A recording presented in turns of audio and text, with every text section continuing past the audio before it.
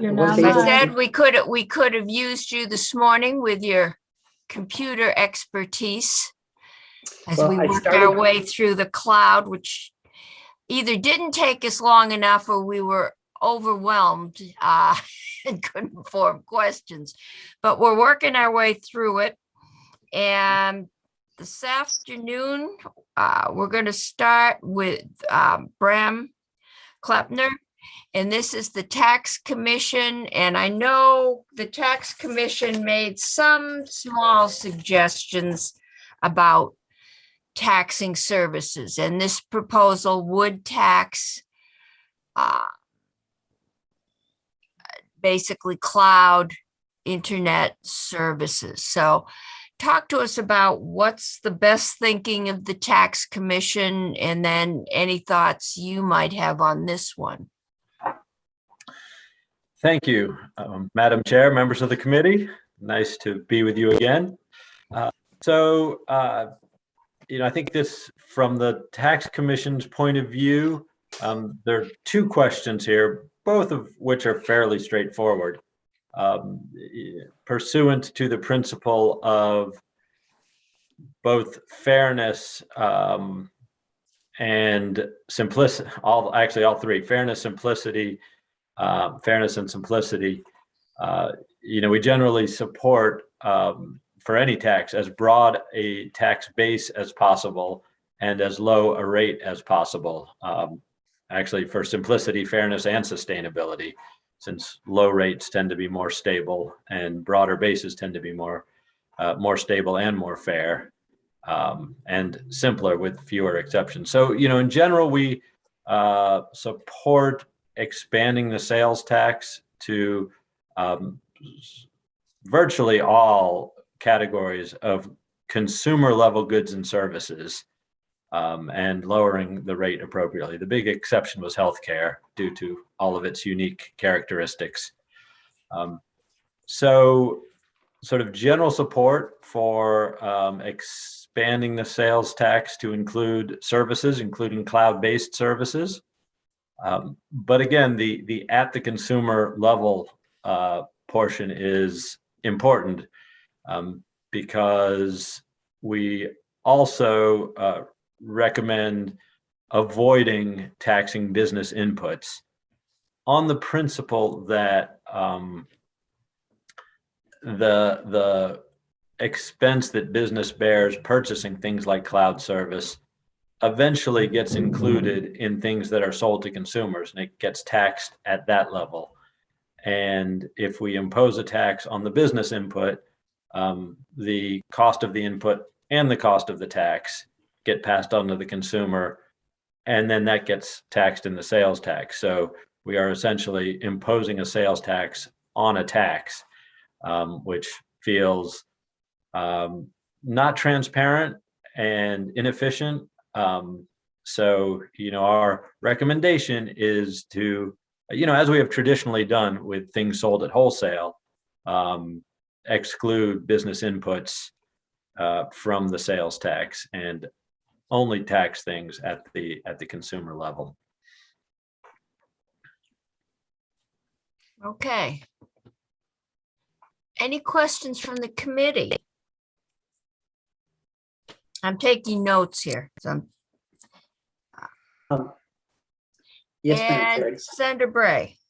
Sure. I'm just thinking of an example from some current experience with construction. I know that materials that are picked up for a job end up paying sales tax. I'm just wondering if you are the builder of something brand new, a new building that is waived because there'll be a tax. I'm getting myself wrapped around the axle here. If there'll be a tax downstream when that building is sold. That's way downstream. Yes. And, as I recall, I also managed to get wrapped around the axle in one of our earlier discussions about the construction industry. And, I think as we try to apply a general principle, the room that I am sitting in was our pandemic project in our basement. We finished a corner of it. And, there was a contractor who bought all the stuff, all the materials, and did all the work, and then presented me with a bill, which was sort of time and materials.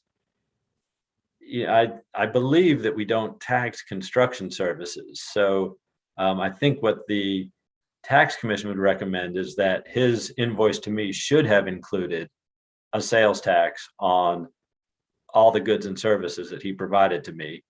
And he, paired with his not needing to pay tax at the point where he purchases these materials, because they're, in a sense, they're being sold to him at wholesale and he's reselling them to me at retail, as the consumer. So, we didn't examine construction in particular. And as I said, I managed to get confused about it once before, but I think applying the principles in general, that's probably where we as a commission would have ended up if we'd examined construction in particular.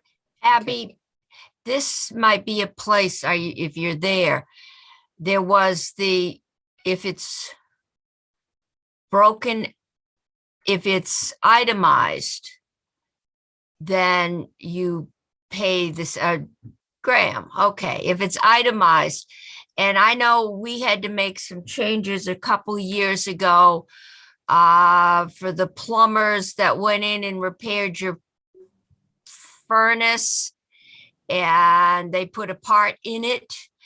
And the question was, I guess they hadn't been paying sales tax. They said that was included in the price.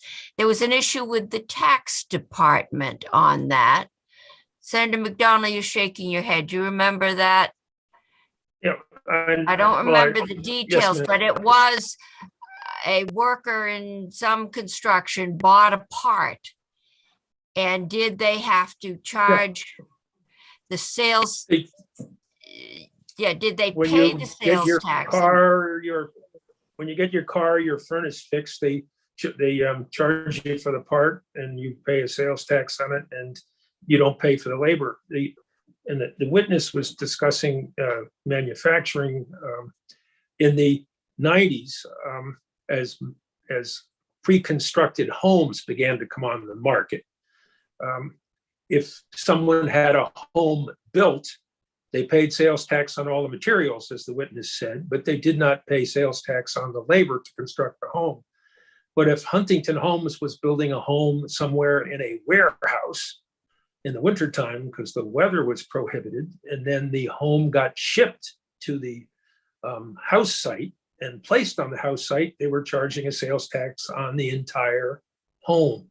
And I think we changed the law to estimate the line between how much had been spent on labor inside the warehouse where it was built and how much had been spent on materials. And that's the current taxation policy, which is in line with what the witness has tried to I believe, successfully outline. That's the itemized section, is that right? If they break out on the bill, what's labor and what's material? If in the case of homes, we, I believe, set a number and a percentage number, but if rather than go through piece by piece by piece by piece. They go out to Home Depot and buy a box of nails, and they pay sales tax on that, then they don't get to charge me sales tax. If they buy it wholesale and don't pay a tax and they itemize it, I put, X number of X nails, then I do pay, as the consumer of the final product or the final service, I pay the sales tax on the nails, the 2x4s, the whatever. Is that, have we got that? We understand. Maybe we need to wait for Commissioner Valley Polio. And he can do sales tax 101.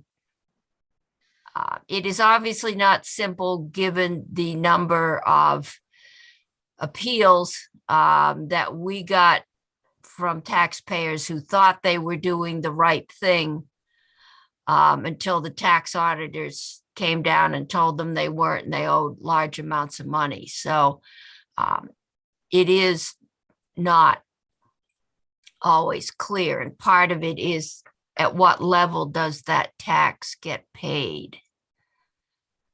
So, Madam Chair, I could Yes. direct, I hadn't prepared that for today, but sorry, for the record, Abby Shepherd, Office of Legislative Counsel.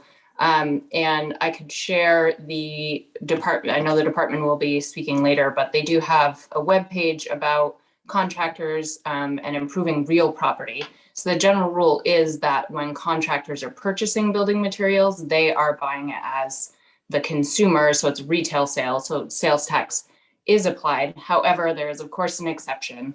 So when a person acting as a contractor is primarily a retailer or manufacturer and makes an election, then they can purchase sales tax exempt, but then they do need to be charging it to the end consumer. So it's like a sale for resale. Okay. Senator Bray.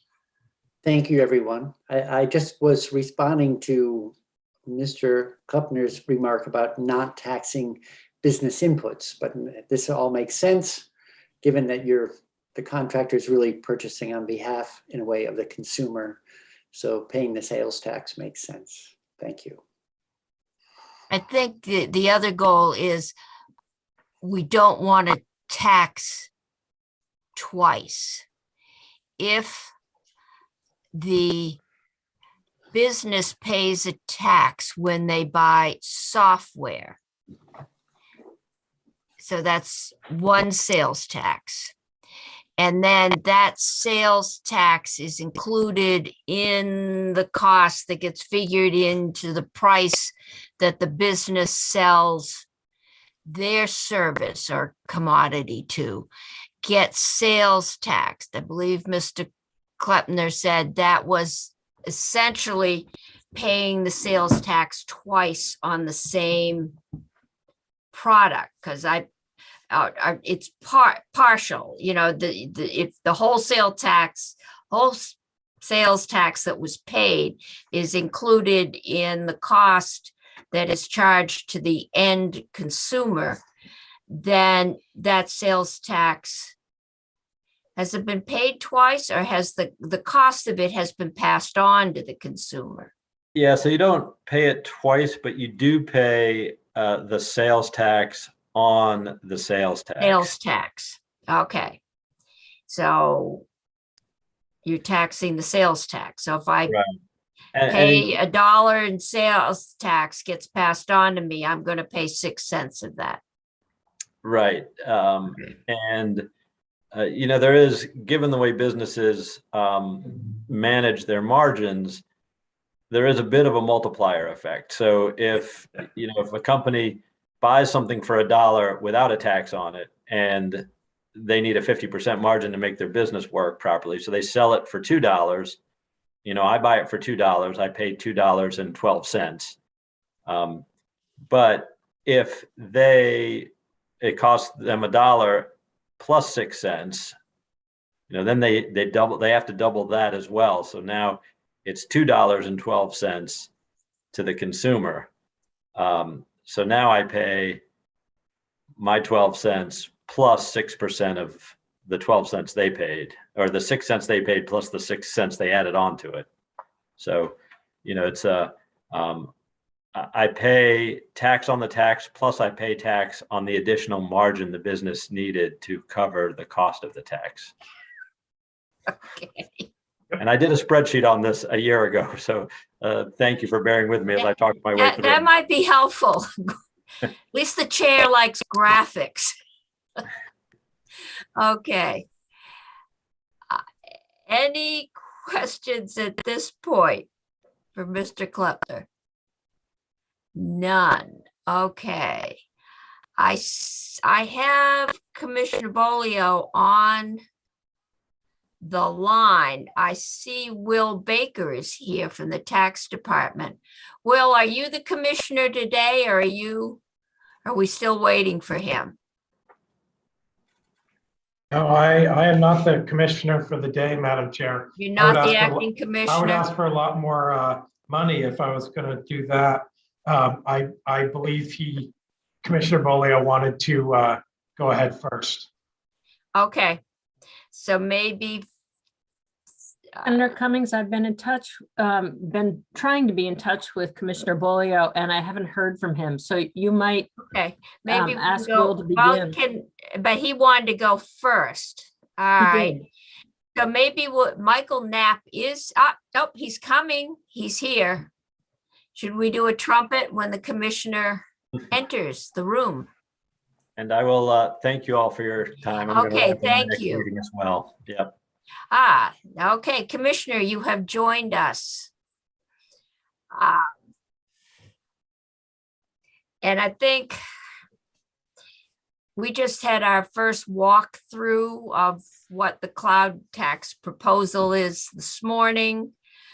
Mr. Klepner has talked to us about supporting the tax to a consumer because it's fair, but that the tax commission really has reservations about taxing cloud services to other businesses because of we are calling it double taxation, but the end consumer would pay a sales tax on the cost, which included the previous sales tax. I think I've got that correct. So I know that you've told me that there are reservations about this tax, and the floor is yours. Tell us what you think. Thank you, Madam Chair. Craig Bolio, Tax Commissioner. Can y'all hear me okay? Yes, I Perfect. can. I'm going to be followed as well by my General Counsel, Will Baker, who's going to be able to talk in some more detail about some of the legal issues that he's identified with the particular language in S53. But I don't think my testimony will be different than you have heard before from me on this topic. The governor does not support the cloud tax. He doesn't believe that there's a need for new or increased taxes, especially at a time with such robust revenues and in the space of a bunch of software packages that Vermonters have been using to both work and play during the pandemic. And those businesses and individuals would feel the brunt of these costs. He hasn't supported the cloud tax in its prior iterations, but the version in S53 is more expansive than has been discussed in the past. So certainly has a stronger aversion to the language that you see in S53. There's also some complexity in administration. I think you folks had talked a little bit about it this morning, and Will can also get into some of these details, but it's not always clear what the line is between custom software, which would remain not taxable if this was passed, versus pre-written, which would become taxable if this was passed. Pricing out software costs for bundled transactions might create challenges for businesses that aren't normally handling this. I know a lot of times the example that's used is, the software that used to be purchased off the shelf at Staples or Office Max or whatever on a CD, and that's not necessarily the way of the world anymore. And so a lot of folks see this as creating parity on different elements of software, but there's unintended consequences that get caught up in there as well, right? And the possibility that actual services start to get taxed. And a lot of it is just how the economy changes in the modern world, right? Think of a bookkeeper or perhaps a third-party payroll servicer or something that you as a business pay a monthly fee to. But now part of the monthly fee that you pay for third-party HR and payroll services includes an online platform to be able to have your employees see their W-2s or pay stubs or whatever. Suddenly those kind of things become taxable under this, and that is costs that have traditionally not been taxable and are generally seen as services. And then this particular version in S53 has some possible legal issues that Will is going to outline. I won't go into all of those because he can speak to them more readily than I can, but certainly, given the governor's aversion to this tax in the past, it should come as no surprise that he's not supportive of the version that's in this bill. And if this bill moved forward as is, I think it could jeopardize support for the corporate income tax reform package that we talked about previously that he is supportive of. Okay. Any questions for Commissioner Bolio? Senator Bray. Good morning, Commissioner. Good afternoon. I had just a quick question. Can you fill us in a little bit about the cloud tax status in other states? Where does Vermont fit into the picture nationally? So I think Abby and Graham are probably more readily able to do that. I think it's pretty even split at this point.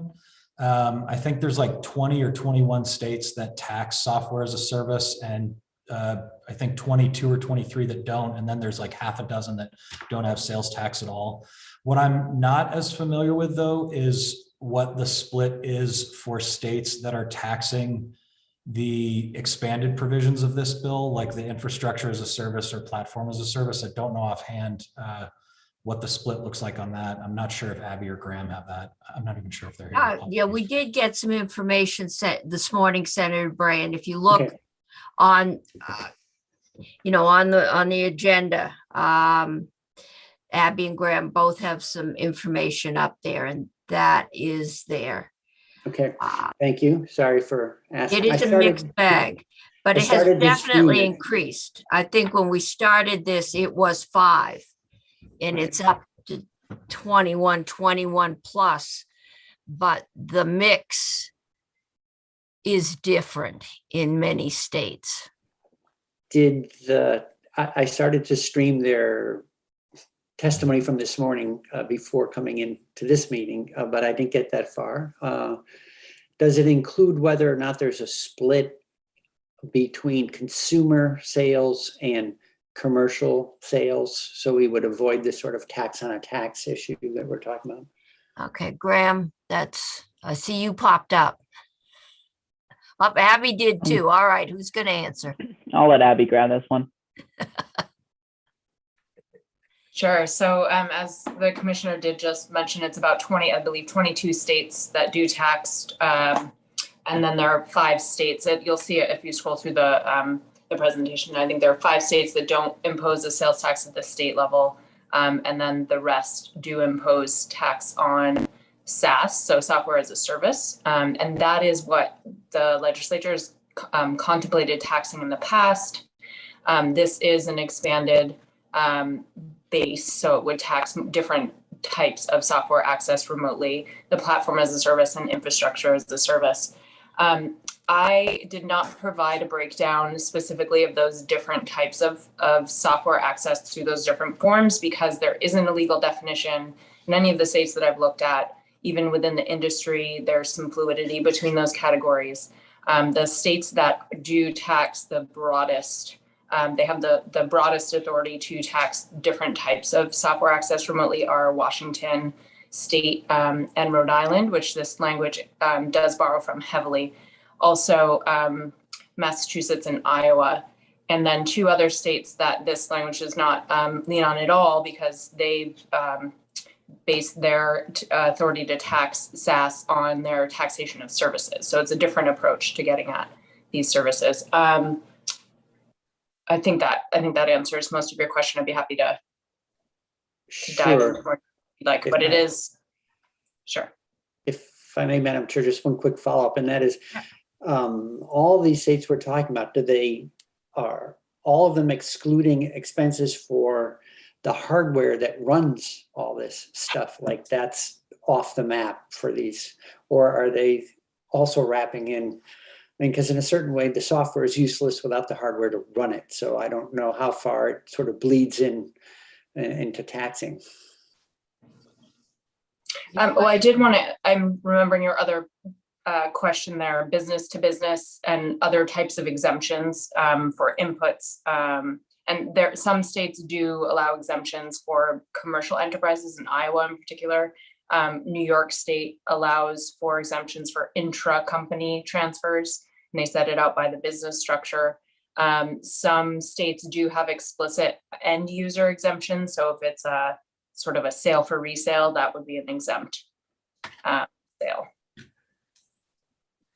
So there are different ways of getting at the software access remotely, and what this language is giving you is the most broad. There aren't specific exemptions other than what's already within the sales tax statutes. And on the hardware component for where you run this stuff, that's been left untouched so far. So I don't know if that would fall more into the infrastructure as a service. I'm not, so it's still getting at software that is, sold in a box. That we're giving the example of going to Staples or somewhere else, you would pick up the software that is currently taxable. Hardware, are you thinking of servers or, something more physical? Okay. Well, sorry, I'm not sure. It's just kind of an interesting question because they go hand in glove. One is not useful without the other. And one we're talking about taxing, and as best I know, the hardware infrastructure side, we're not talking about taxing that as a business input. So just trying to keep it clear what we're addressing or not addressing. The best read of your question, Senator, is that in instances where you would be paying a subscription fee to access software, you wouldn't necessarily get taxed on the underlying hardware for that. You'd get taxed on your subscription fee to access that software.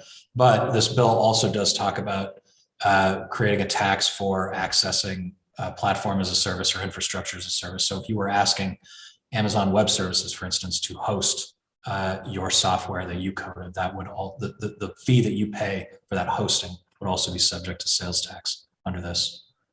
And presumably that fee is for the hardware that you are accessing for them to host your platform, if I'm understanding your question properly. I see. Okay, thank you. Okay.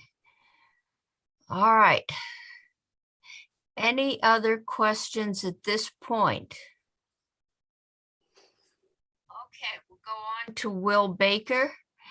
And let's see, I think, Abby, it's under you that has the wording for the bill, right? Under your handouts? Yes, but I'm sure there's there's the House proposal of amendment. It's the first link under my name. That's right. Lest we forget, this is all attached to the feminine hygiene bill. So, which is at the end. So this is, I think, S53 as it came back to us from the House. So, Will, the floor is yours. We have not walked through this like line by line. So take us through, at the level you think we need to be to understand the issues. Thank you, Madam Chair. I'm Will Baker. I'm the legal director here at the Tax Department. I have more technical comments about the bill and this area generally, more than anything else today. I did listen to Abby and Graham's testimony this morning. They did a great job, as usual, laying out the general framework and the foundation for this area. So I'll just limit my comments to kind of a viewpoint from the Department of Taxes and as an administration of something like this. Abby and Graham laid out the general state of the law as it exists right now, and they mentioned that generally speaking, we don't tax services under the sales tax, and that's right. There are some exceptions. We do tax fabricating services, which is like having your own materials printed or welded, something altered, something like that. We tax amusements, admissions to amusements, movies, concerts, cable satellite TV service, phone service, and then of course, as Abby mentioned, specified digital products, which is like streaming of music or movies, downloading audiobooks, books, digital books, those sorts of things. And those are all specifically listed out in the sales tax law. And so, reflecting on the discussion about, a tax on a tax or something being taxed twice, with those examples that I just listed, I suppose it is true that the business providing those services, cell phone services, a movie theater, those businesses are paying sales or use tax on everything that they purchase or use in Vermont that's subject to the sales tax that they use in their business. And then, of course, the consumer is also paying sales tax on that. So, it's not so much that this is something to be avoided, to all degree. We can point to several examples right now where there are taxes that are on the business, and then also sales tax on the ultimate consumer. So I just wanted to point that out. That the important part is that these are all specifically stated in the statute that they're taxable. We're very aligned with other states when it comes down to the pre-written software downloaded or purchased in a store. Most states have that. There is this split right now, as they discussed this morning, between just taxing the downloaded software that you buy or you download onto your local machine, or the software that you access on the internet. It is very split, like 21 states, 22, depending on how you count, do or don't. Usually, if you look through these states, it usually comes down to whether these states tax services generally or not. As Abby mentioned this morning, in Vermont, this all sort of has grown out of the sales tax on tangible personal property. And in other states that tax property and services, of course, it grows out of that foundational sales tax law in those states. The department's wish here is clarity. And that's our primary concern with something like this. When you get to a gray area in a tax or in an exemption, that's when you get the audits, the appeals, and the litigation. And I'm sure you've all had constituents come to you with a story about what the tax department did to them for X, Y, or Z. And if you really dig into their issue, it often arises because of the gray areas in an exemption or imprecise law. So that is the approach that when we look at something like that, we always look at it from that point of view. We really desire clarity, and I think everyone who has spoke today has said that this is a tough area. This is a very tough area. There are no legal definitions of infrastructure as a service or platform as a service. Those are mostly industry terms, not tax terms or even legal terms. So that all the states that are looking at these sort of issues are grappling with this problem.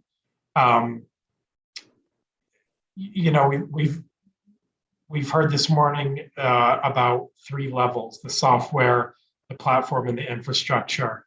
And we can we can all sort of wrap our heads a little bit around what each of those things might be. But I do, looking at the actual language in the bill, I do have concerns that, there's a couple of concerns. First of all, I have concerns that what the House is intending to tax here with this proposal is not exactly what the language specifically says, which is problematic, I think. I understand the vendor-hosted pre-written software. That's relatively straightforward. That means pre-written software, no matter how it's accessed, whether downloaded or accessed on the internet. I think that part is straightforward enough. But then that second part of the section, the right to access and use this software to perform data processing services, it's not clear to me what that means. I don't understand who is performing the data processing services. If it's the ultimate consumer who's performing the services, I don't think you need that second part, because the first part has already taxed all vendor-hosted pre-written software. So I don't know why we would need a second part that further that provides a narrower imposition of the tax. So I'm left with the assumption that what it means is it's not so much the right for me as a purchaser to do the data performing services. It's that whoever's selling me this service, I'll call it, is performing data processing services for me. And if that is what is meant to is meant to cover here, I think we've got some challenges here. We don't have a definition of data processing services. So it sounds pretty vague to me, so I'm not sure exactly what that would mean. And I have concerns here about a federal law, which is called the Internet Tax Freedom Act. This is a federal law, has several components, but one of them is a section that preempts some aspects of state taxation. And I know that's the bane of existence of state legislatures, but the Constitution, the US Constitution allows Congress to preempt the state's ability to tax under the Supremacy Clause, the federal Constitution. And so this law, this Internet Tax Freedom Act, was originally enacted in the late 1990s when the internet was a fledgling, vulnerable industry. We can debate whether we need protection for the internet at this point now, since it's so pervasive, but that's kind of beside the point for today's discussion. This is a permanent law at this point. One of the aspects of that law bars states from imposing taxes on internet access and any taxes on internet activity that isn't otherwise imposed within the state generally. So a tax is discriminatory under that law if it's a tax imposed upon electronic commerce that's not generally imposed on the transactions involving similar property, goods, services within your state. So for example, pre-written software is okay to tax because if you drove down the street and went to the store and bought the software, it'd be taxable. So we can tax it if it's accessed on the internet. But if Vermont were to tax a service that's provided online, but didn't tax that service provided on Main Street in Montpelier, that would violate the law. So as I mentioned a few minutes ago, Vermont does not tax very many services. So going back to the language now, if there's a tax on this data processing services performed online, I believe we have problems here with this federal law because we don't tax data processing services within the state, generally speaking. Again, I don't really know what that means. There's no definition. But if I go down the street and ask a Vermont firm to do data processing for me, for my company, there'd be no sales tax paid by me when I purchase those services. So that's the concern I have with this particular language, and somewhat of a concern when we're talking about infrastructure as a service generally. It is taxed in some other states, but other states do tax more services than Vermont is taxing. There are other states that have sort of, tried to extend their tax on these internet transactions lately. Specifically, some states are really looking at the internet advertising, including Maryland, which has imposed a tax on internet advertising for companies earning over $100 million a year. So we're talking about large internet companies here. And so they've imposed this tax on advertising if it happens over the internet. But Maryland does not tax advertising services, generally speaking. And so companies, trade associations have brought litigation against the state of Maryland. And that is pending right now.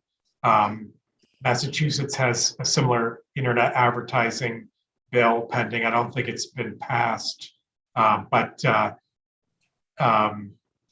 that's a concern, and that is litigation that other states are facing right now, looking at the extent to which the Internet Tax Freedom Act has preempted states' ability to tax internet activity. So I do have other comments that are unrelated, but maybe I'll pause there. I said a lot of information just then, so I'll pause there for a minute in case there are any questions. Okay, any questions, committee? Sandra Bray. Quick question, Mr. Baker. I know you're not responsible for Rhode Island, but it was talked about as a model underlying what's in S53. Do you happen to know if Rhode Island is taxing services more broadly so that they're not running afoul of this federal tax-free internet provision? I don't know. If I had to guess, I would say no. But I think, and maybe Abby could correct me if I'm wrong, but I think what we've borrowed from Rhode Island here isn't the last part of that. It's not so much the data processing services. What we've borrowed from Rhode Island is the vendor hosted pre-written computer software definition. And I don't have the same concerns about that language. It's the data processing services that presents a concern. Abby, if we pass this and I went down the street and walked in a store and they offered data processing services, now I'm assuming they're using software probably that they've gotten from somewhere else. If we pass this, would there be a tax on that processing service, or would it be on their back room where they were using software they downloaded from another service? I don't think most places are recreating the wheel here. They're borrowing from somebody else. I assume that my accountant is using software services that are reflected in my bill, even though I'm not paying a sales tax on my bill. Would I get, I mean, if I go to the accountant, I haven't seen a sales tax on the bill. I get my taxes. If I use TurboTax Online now, I wouldn't pay it. I'd pay it on the subscription fee or the. So currently, because if you're rental only fee? accessing it online, you're not downloading it, then the existing exemption would apply. So you wouldn't pay sales tax for using TurboTax right now. Under the language in S53, you would be paying sales tax. And to answer the question about where this language came from, it's actually in the Washington language. The vendor hosted pre-written computer software term is used in Iowa and Rhode Island. The data processing piece does come from the Washington statute. They do provide a definition for data processing services. However, it's also not, to get to Mr. Baker's point, there isn't a clear subject who is performing the data processing services in that language either. As to the point of taxing something that wouldn't be taxed if it were not accessed online, in your example, Madam Chair, the performing data processing services would not be taxable if it were not being done through remote access using a software online. Okay, but if I were using a data processing platform and paying a service to use that platform. I'm a local data processing business and I rent that. Then that cost and any sales tax that we may impose on that would be reflected in the end price that I, who walk in from the street, pay, but I wouldn't pay a second sales tax on that service. Is that? It would be reflected in my cost. It would be an increased cost. I believe so, if I'm understanding your question correctly. Yeah, the company that's doing the data processing, if they are using an online platform to a giant TurboTax to just fill that in, then they're going to, under this bill, would pay a tax on whatever fee they're paying for the use of that platform. I would not, when I walked out the door with that sheet of paper or when it got emailed to me, I would not pay a second sales tax on that. Is that? In that example, I assume you are just paying for the services of getting your tax return prepared. So you would not be Or paying. my data processed. Okay. I think the point was made that often those costs to the business will potentially be reflected in the cost of their services, but those services would. Yeah, they will if they want to stay in business. Mark it up. Well, yeah, that's what you do. You figure in your It's a 2x4 cost, and then you figure in your margin. And we can argue it's for a the rest of our 2x4, lives, a Senator shingle, McDonald, or on what is a reasonable margin. If you don't like it, you won't buy it. You'll keep doing it the old way. Somebody will undercut me. Okay, Senator Bray. I'd just like to step back a little and ask a bigger picture question. Once upon a time when we were talking about the tax commission's proposal, it was to expand the sales tax to include service, but also to lower the rate. So Yes. is that in play here at all? Or are we just No. talking about an expansion of what sales tax at its current rate would be applied to? I don't think that's in play. That was the previous sales commission, and their recommendation was to expand it to all services, or almost all services. And then we could lower the rate, which would work better with New Hampshire.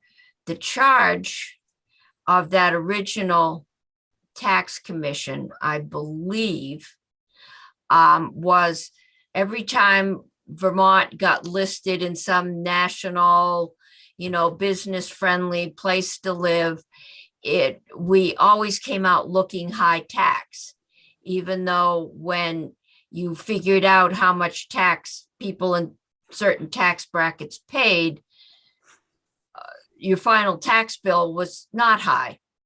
Was that in fact lower than others? And so they were charged with helping us figure out and remain revenue neutral, or pretty much revenue neutral, how we could improve our visibility, or our, what were we doing that made us come out looking so poorly? And part of that was the sales tax in New Hampshire.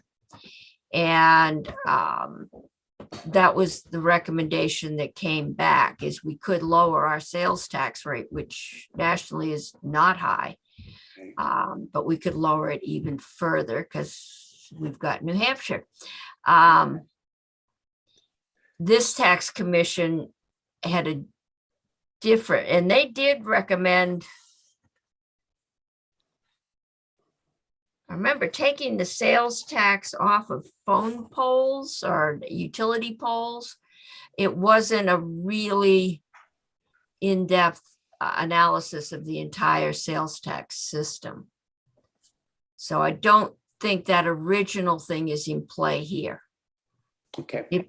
If it is, we aren't taxing enough to be able to afford lowering the rate and staying revenue neutral.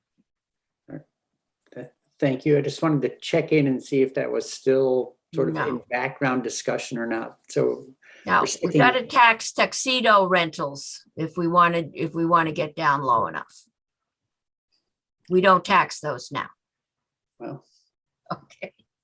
it's going to be crushing for Senator Pearson, who's I often know, seen in a tuxedo.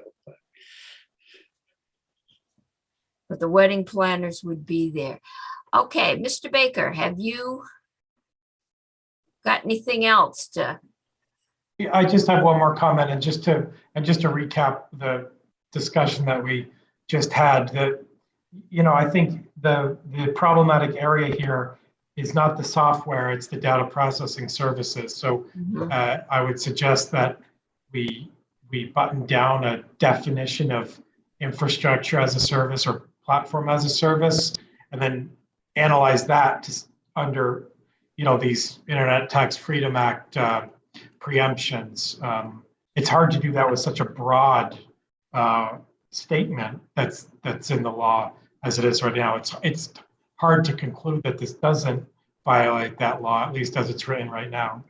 And so the only other topic I wanted to mention was sourcing, which is the favorite topic, of course, of state tax attorneys. Senator Sorokin asked a question this morning about how will this influence in-state software companies? Will they move out of state? And I just wanted to go over the sourcing rules for these sorts of things briefly. So considering the sourcing issues, generally the sale is sourced to where the software is used, where the consumer is. So for example, if we taxed the software online, something like TurboTax, that a Vermonter using TurboTax would trigger that tax and source it to Vermont. The person is in Vermont using the TurboTax software, albeit online, and so the sales tax would be due to the state of Vermont. It doesn't matter so much where it doesn't matter at all where TurboTax is located, like where their company is located.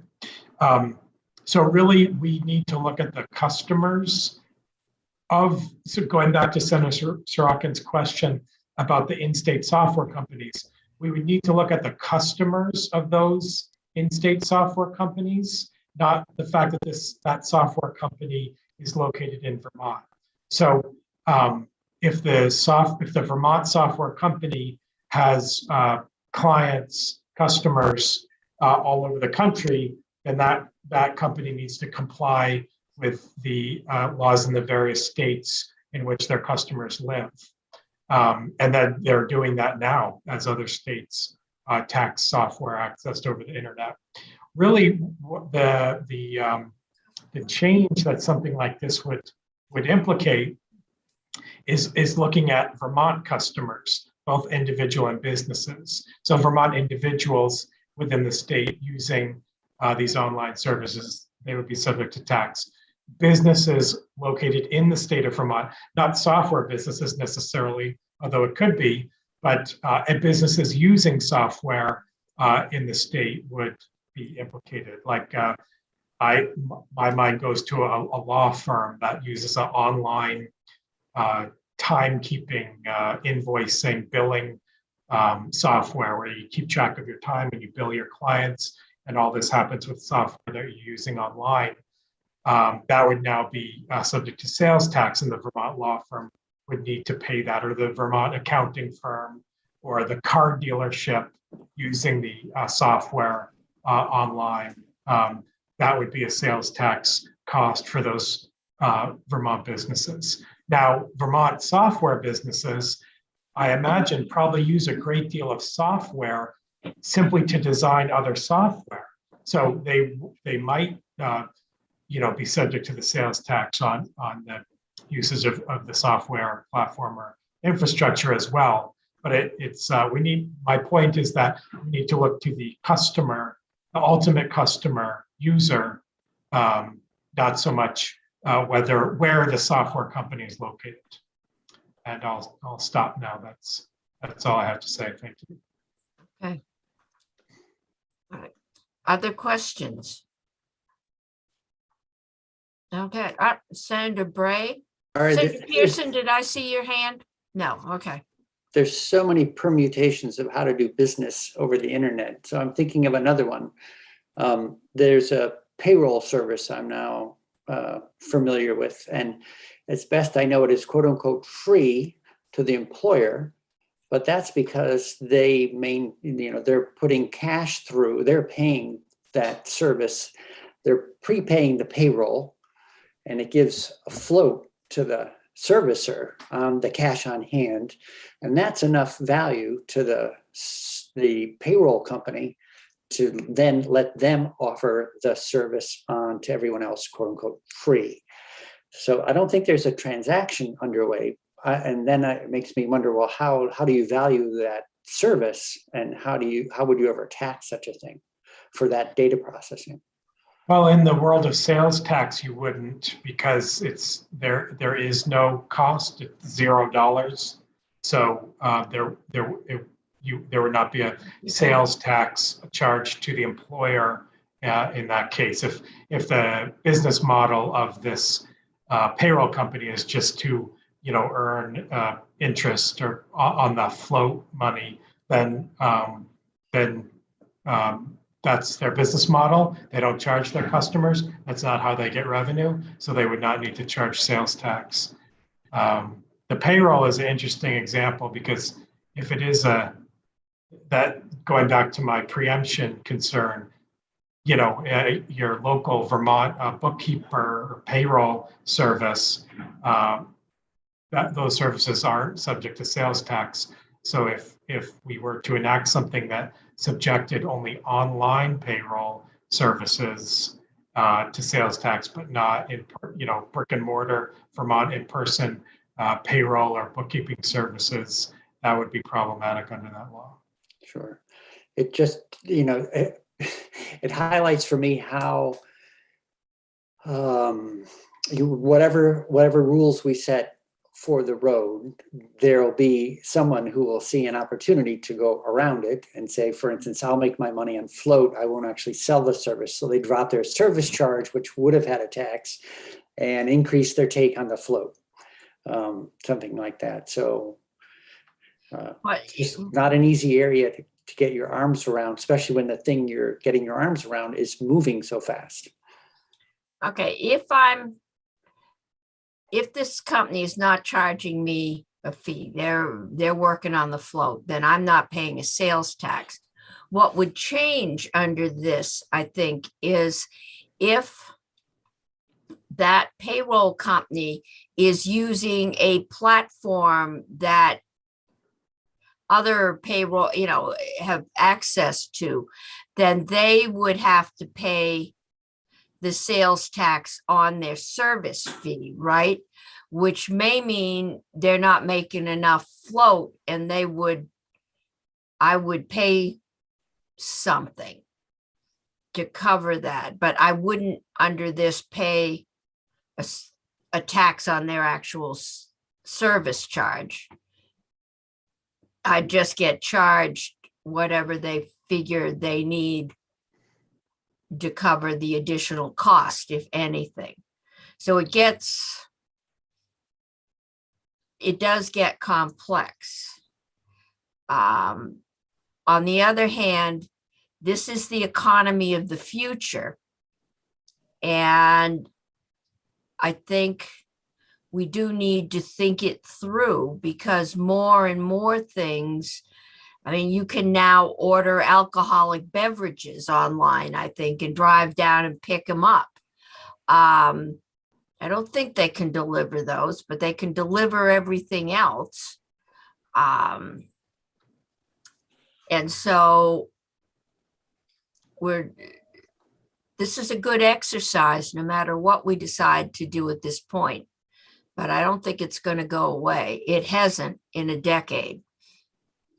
And probably a little less complex now that more are problematic, now that more states are charging, for internet software.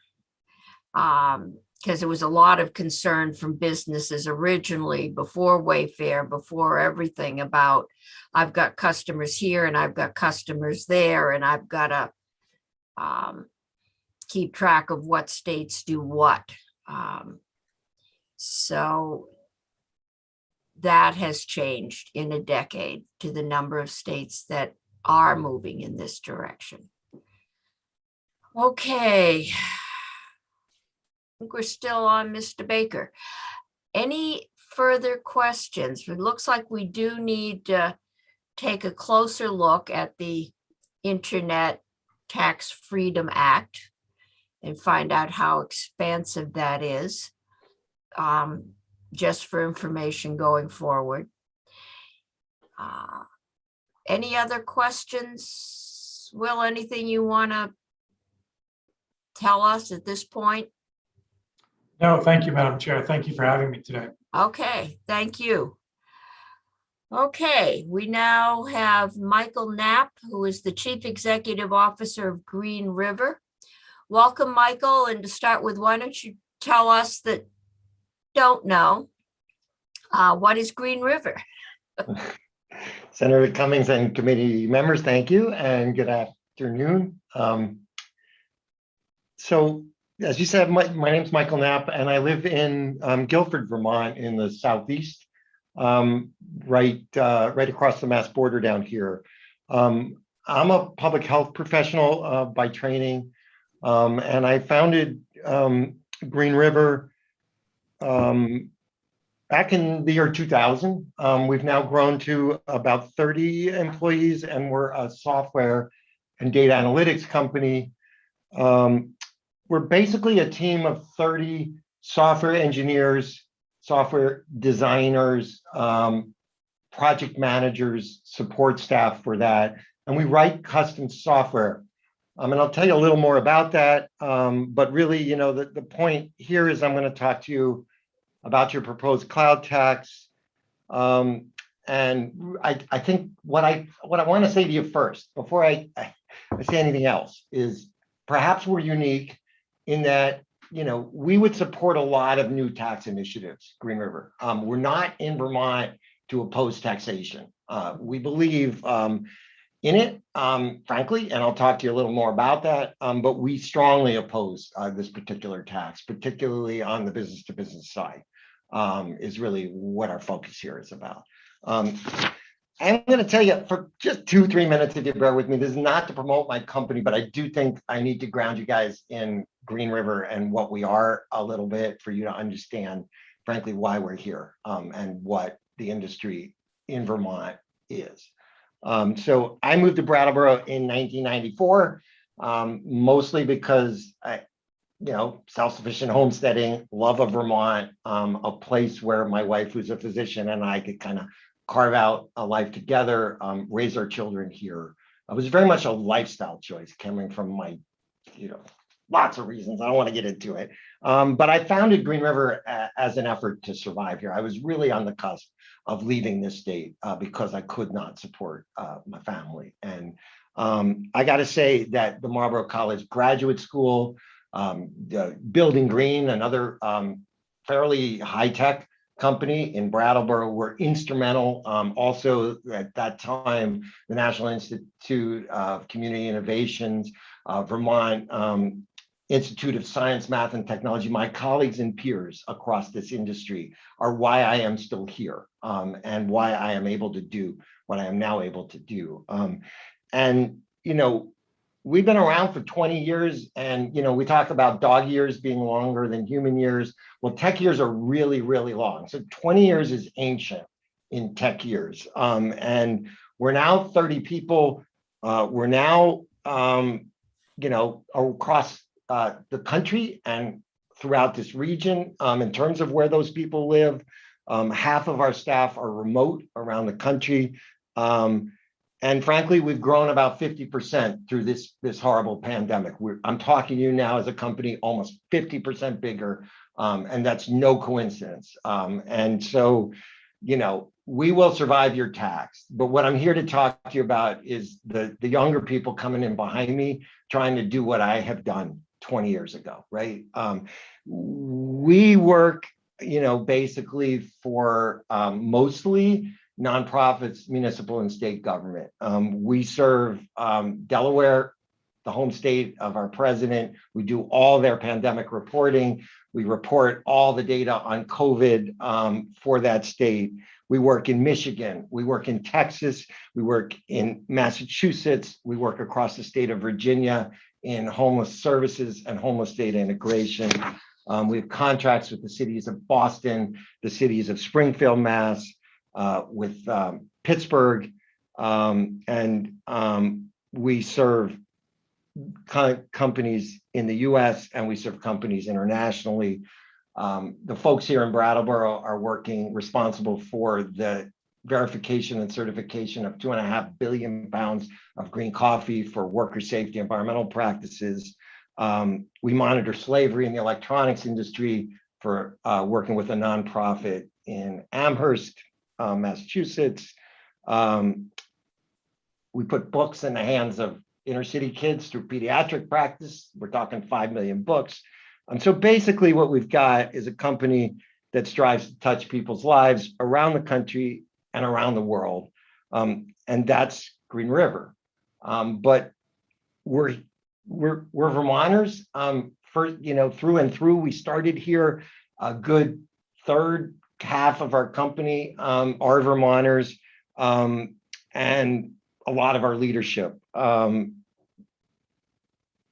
Frankly, a lot of our staff have moved here, but also a lot of our staff stayed here because of Green River at this point. So in other words, they were born in Brattleboro, they were born in Bellows Falls, they went through our high schools, they would have left this state, or they would not have moved here if Green River did not exist. So that's part of the message, right? Is that these kinds of companies are what's getting our young people able to stay here and able to move here. And they're here because we're here, and they are doing very valuable things for our community. I don't feel at liberty to get into it, but they care. And this is not, Google and Amazon, right? We're programmers who value leaky log cabins in the woods. That's where we live. We're not driving to make as much money as possible. We're interested in using the skills we have to touch the lives of others, as so many of Vermonters do. We're craftspeople and we write pure Vermont software, right? That's us. So, I find myself in a pretty secure position economically right now, but it was a roller coaster for 20 years, right? And it's that roller coaster that I want to really speak to about this tax, because tech industry in Vermont are small businesses struggling against odds like every other. And if they succeed, we're going to have a resilient, young, vibrant, sustainable industry. And that's what you want here. None of my Vermont tech colleagues feel like Google or Amazon or the others that I think we're thinking about taxing. That's not the industry here. And we're not wealthy enough to blast James T. Kirk into space. That's not who you're taxing, right? And that's what I wanted to say. So, for me, I'm Green River, but I want to put Green River in the Green Valley, right? I want a sustainable, environmentally focused alternative to Silicon Valley, and I want it centered here in our state. It's, no coincidence that there's so much activity in green building happening here in Windham County, right? This is a state that, has no billboards on our highways, right? So what I'm trying to talk about is how do we extend our Vermont brand from paper towels and ice cream and wheat flour over to my industry, software. And what's that going to look like? We've seen our politicians have a huge nationwide and even worldwide influence. And I want my industry to have a huge nationwide and worldwide industry. So now I got to turn to this cloud tax. I'm not, as I said, like, I'm not going to reject out of hand every tax you put before us. You will not see me back here testifying against taxes. I'm happy to pay taxes to educate the children in my community. Absolutely. To create housing for those in need. Absolutely. And I know you could use this revenue towards those goals, right? I get that. I don't want to live in a state with the lowest possible taxes, and I don't want to move my company to one, right? I recognize that taxes drive forward what we value, why we live here, and what our state needs, right? But my point is this tax isn't going to do that, and sort of here's why, okay? So our number one expense after our labor, and most of what we spend money on is labor, and in a sense, we're just a pass-through company to our labor. But the rest is really two things. It's healthcare, number two expense, right? And number three expense is the cloud, right? Is all these services that we buy across the cloud. We're forced, almost against our will, frankly, to spend approximately $20,000 per month on Amazon subscription, right? Why? Because we write software and the software has to go live somewhere, and that goes and lives on Amazon's web services. In the old days, I had a data center that I built in the basement of Marlborough College where we had these racks of servers, and a huge amount of our mind share went into that, but those days are gone. And the industry has moved on. And so all the good work that we do for our clients, that's the public health data, the homelessness data, the human rights tracking I told you about, the books, all of this is running on Amazon's network and now will be taxed by you. So, Amazon's just one, right? We've got dozens and dozens of tools that we use to get our work done, all of which we're buying through the cloud, all of it, right? Our accounting software, our time tracking software, 5 different project management softwares, everything we use in our work is bought on the cloud, right? And I have so many cloud subscriptions running that it's a major task to compile a list of them all. Just that, like, it's how we live and breathe. And one last thing I want to say, I've had to hire so many experts with state and local tax, expertise to try and figure out what I owe where back in the old days, I used to just send my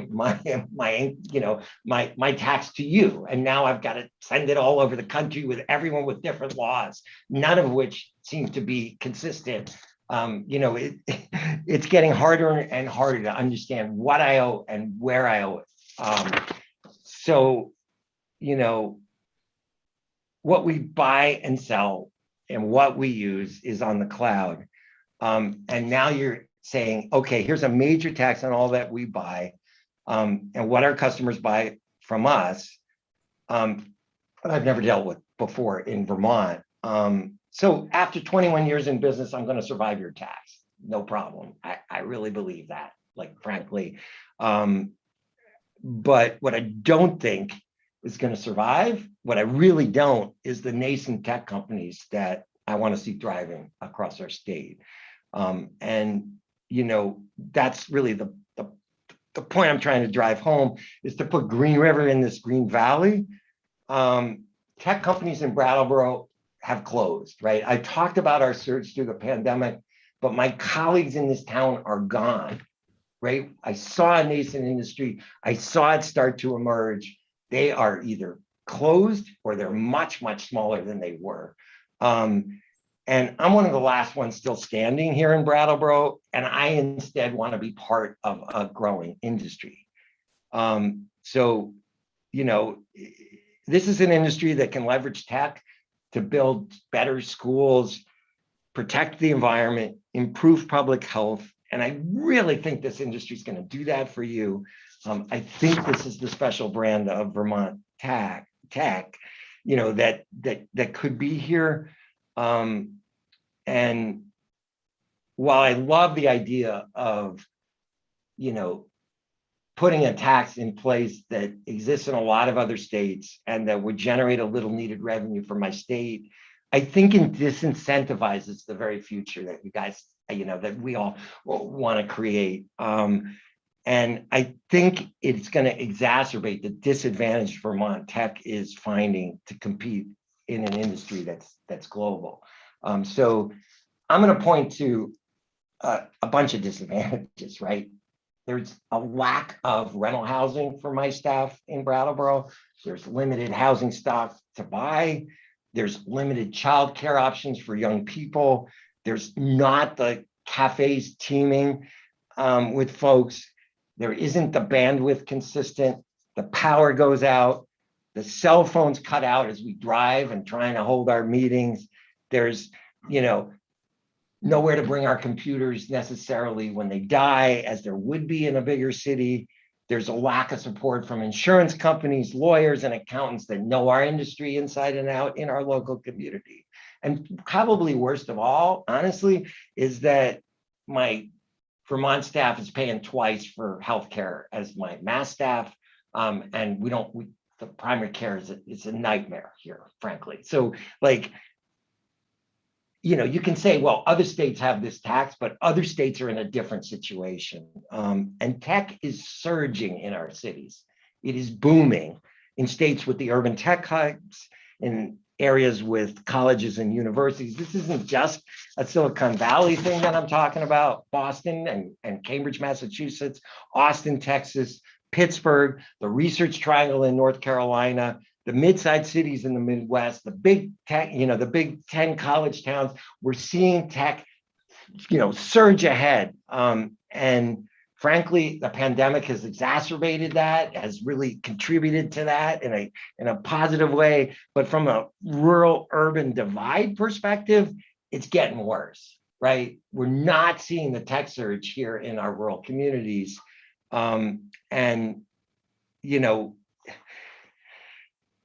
I guess the tech shops that have closed on High Street in Brattleboro, on Main Street, on Canal Street, we've also lost the colleges that I need to support my industry here in Southeastern Vermont. So I love being here. I want to be here, but I need Marlborough College. I need the Vermont, the School for International Training here, and they both closed in the last 3 years. So who's going to produce the students that I'm going to hire, right? And so now, okay, what's the response of my state? Throw another tax on top of all of this, right? That's not going to work. And that's why I'm here. What I think is this is a major tax that's, it's not the expense that I worry about. It's that it hits a nascent industry in Vermont. And a nascent industry that's not enjoying the benefits of the tech clusters elsewhere, right? And so, what kind of I want to be doing with you and what I wish I was here testifying about today is what we can do to ensure companies kind of like mine are really a part of Vermont's future. I do believe we can bring clean jobs, well-paid jobs that bring young people to our cities and towns. I think the tech sector is at absolutely a critical point in shaping our Green Valley. And I don't think this tax supports that. I got to have a competitive advantage to being in Vermont. I really do. And testifying about a tax that incentivizes my industry to grow elsewhere, to continue to surge in Boston and Austin and Silicon Valley, it's not it. So in conclusion, what I'm trying to say is a lot of taxes I would support as a Green River, but not this one. It's a new expense for small businesses in tech. It taxes precisely what we do, what we buy, how we operate, and what we build. And it stacks the deck even further against the tech companies that are kind of struggling to create your new industry in Vermont. And I just kind of want to thank you again for this opportunity. Okay, thank you. Senator Pearson, do you have a question? Yeah, Michael, thank you. I'm curious, you must be selling your products and your services into states that do have this tax. So do you remit there, Or is that not the case? Or is that, could you help me understand that a little bit? Well, it's very complicated, actually. Number one, a lot of our clients are nonprofit and government. I would say the lion's share, right?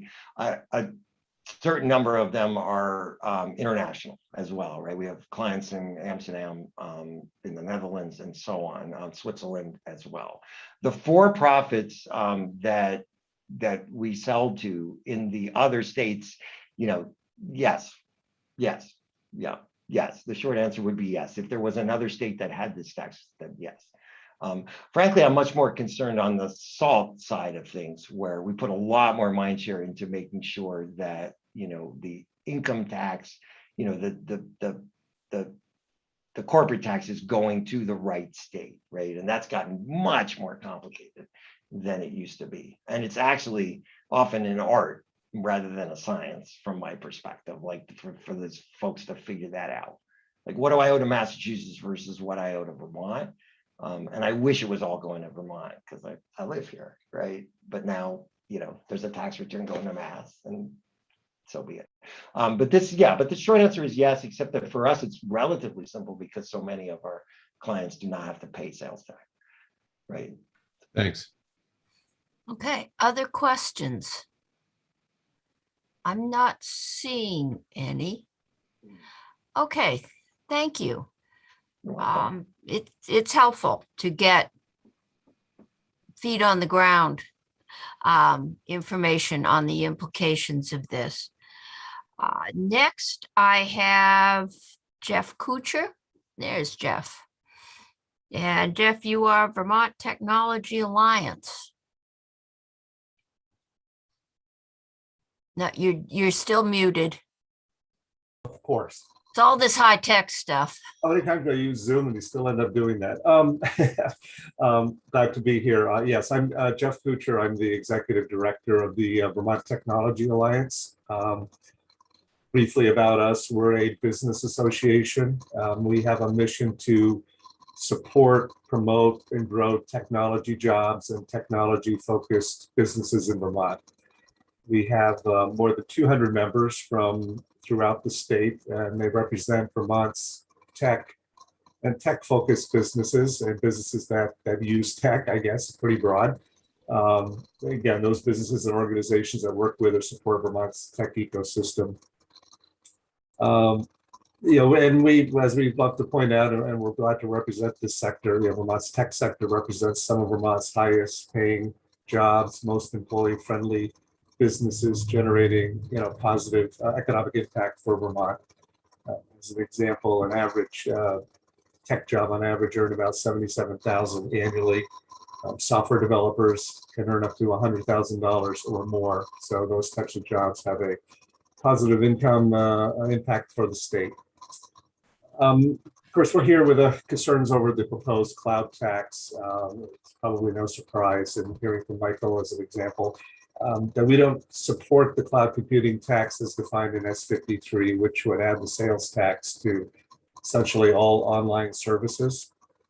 And as Michael said earlier, we are not, and VTTA, our organization, and our members are not anti-tax. We support business and individual taxes to fund education and other services that make Vermont a good place to live and a place where companies want to set up business and attract employees. We don't think, however, that this is the right tax or the right sector to single out for expanding the sales tax to services. As you've heard, when the cloud tax at least was first proposed, the goal was to tax products that were previously purchased in a box that are not accessed in the cloud. I heard TurboTax used as a common example. And frankly, we don't have an issue with applying the sales tax to those applications. The definition of it expanded to include additional applications called software as a service.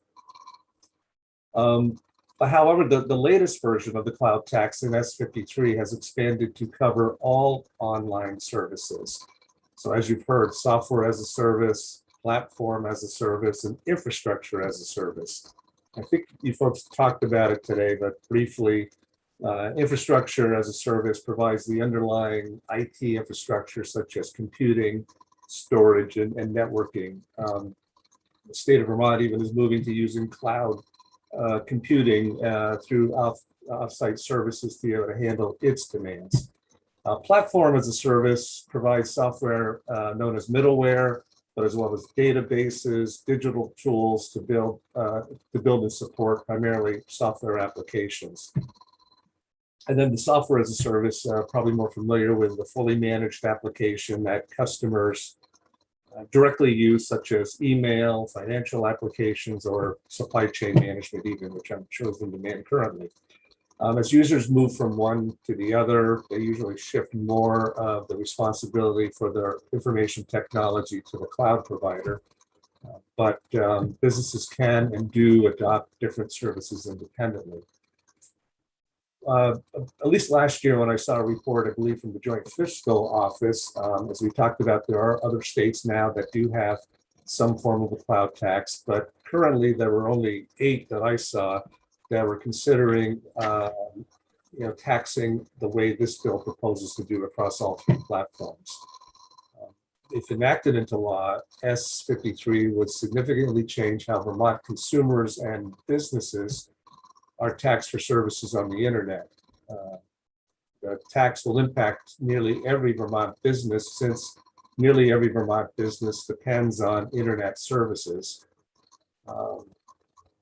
And those impacts can range from individuals, you and I, buying additional iCloud storage or Gmail storage, to small businesses using online accounting or payroll or e-commerce services, to large businesses whose computer infrastructure and data processing is managed by companies like Amazon, Microsoft, and others. And I think you've talked about it, but cloud-based services used by businesses that would be impacted include bookkeeping, accounting, payroll, e-commerce, retail point of sale, marketing services, email applications, and applications like Toast or Open Table that restaurants depend on, and remote computer processing and storage that primarily large businesses use, but many businesses of all sizes do. And that's been discussed. Tech businesses and many other Vermont businesses that are heavily tech dependent and use cloud-based infrastructure and applications would feel the impact even more of the sales tax. These services are either the backbone of business operations, or they are essential inputs to their products and product development. For example, businesses involved in software development, as Michael was talking about, often depend on cloud services to create and develop their own applications. So our tech members tend to use and depend on these services much more than probably other businesses, but every business would be impacted. I've heard informally, it's not been a scientific, if you will, analysis, but some of our businesses with 20 to 50 employees estimate annual sales tax increases anywhere from $20,000 up to nearly $100,000 if the tax is passed. For larger businesses that have a lot of infrastructure through Amazon Web Services and similar, that cost impact could be even more. There are a number of non-tech businesses, if you will, that depend on these types of services. Based on what I could tell, and I would estimate that businesses like National Life or even the Cabot Creamery would be impacted by the sales tax increase because of their infrastructure and data processing services. The move to taxing services affects a business like one of our members, Reconciled, which is a business that offers accounting and bookkeeping using online applications. Bookkeeping services in Vermont are not subject to the sales tax, yet this business that offers this service online and not in person would be taxed. And you see the bill, I see the bill at odds with efforts to attract telecommuters and remote workers to move in and live in Vermont, live in the state. In order to work remotely, many of these employees depend on the very online tools and services that would be taxed, creating additional costs either to the individuals or likely to their employers. For anyone attempting to work learn and earn remotely here in Vermont. So I see this, and we see this as a significant expansion of the sales tax to services, and it will make doing business and working in Vermont more expensive. The impacts that we see the impacts impacting, if you will, the growth sector and future of the economy is tech, a digital economy. The tax could create the perception that we're not fully welcoming or supportive of tech-focused and tech-enabled businesses, which frankly are the exact type of businesses our state wants and needs. Now, there are states that have some form of cloud computing tax. We've heard there's 20 plus, 21, either 21 or 23, depending on how you count. But in many of them, they do have lower overall tax rates, or they offer other benefits or economic incentives to businesses that outweigh the costs. Many of the states that do have a cloud tax also tend to have larger, more established tech sectors, which brings other advantages over Vermont, such as greater access to capital and to the workforce.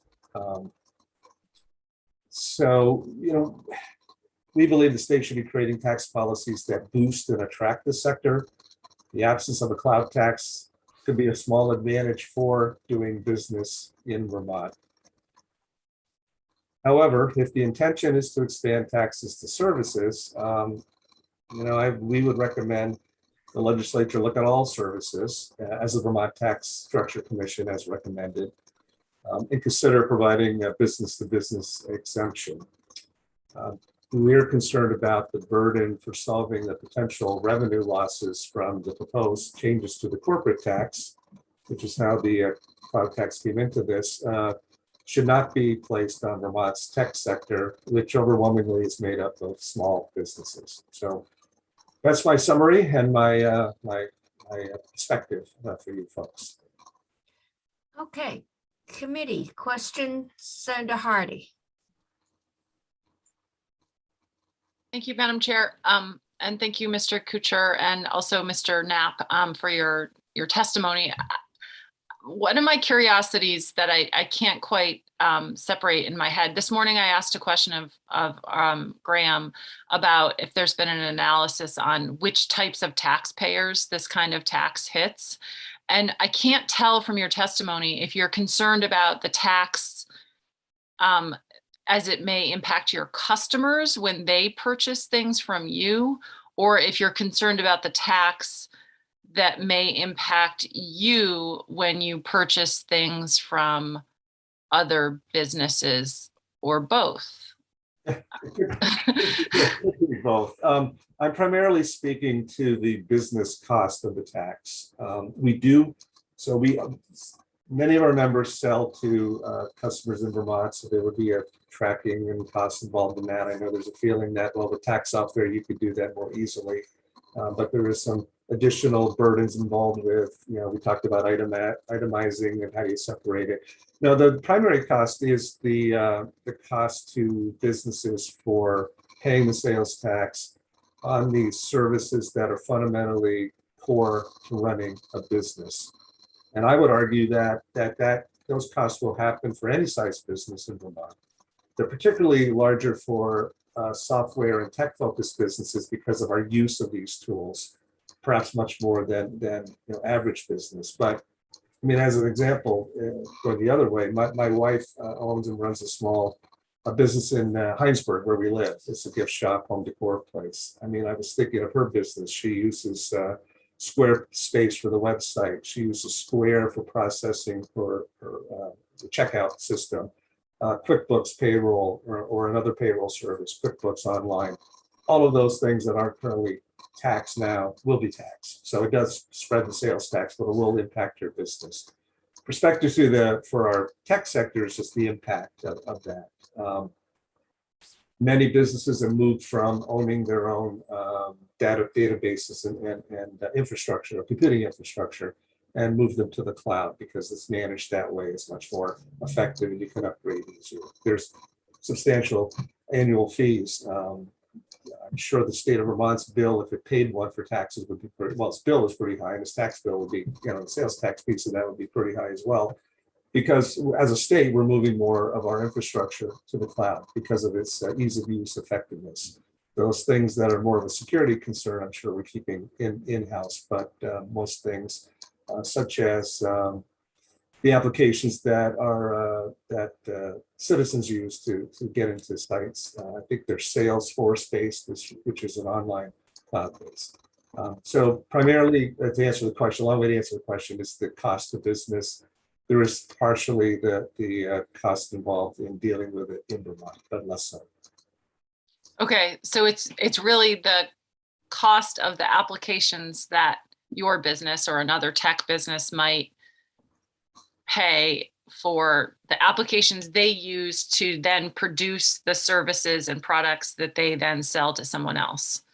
So if your clients are paying the tax when they buy something from you, you obviously have to collect that and then remit that to the state as the vendor in that case, but that's not a tax you're paying. The cost to you then is the sort of hassle and administration of doing that, but it's not a tax to you. But your concern is really the former, the tax is that you as a business would pay for these services or whatever online. Right. Yes. Okay.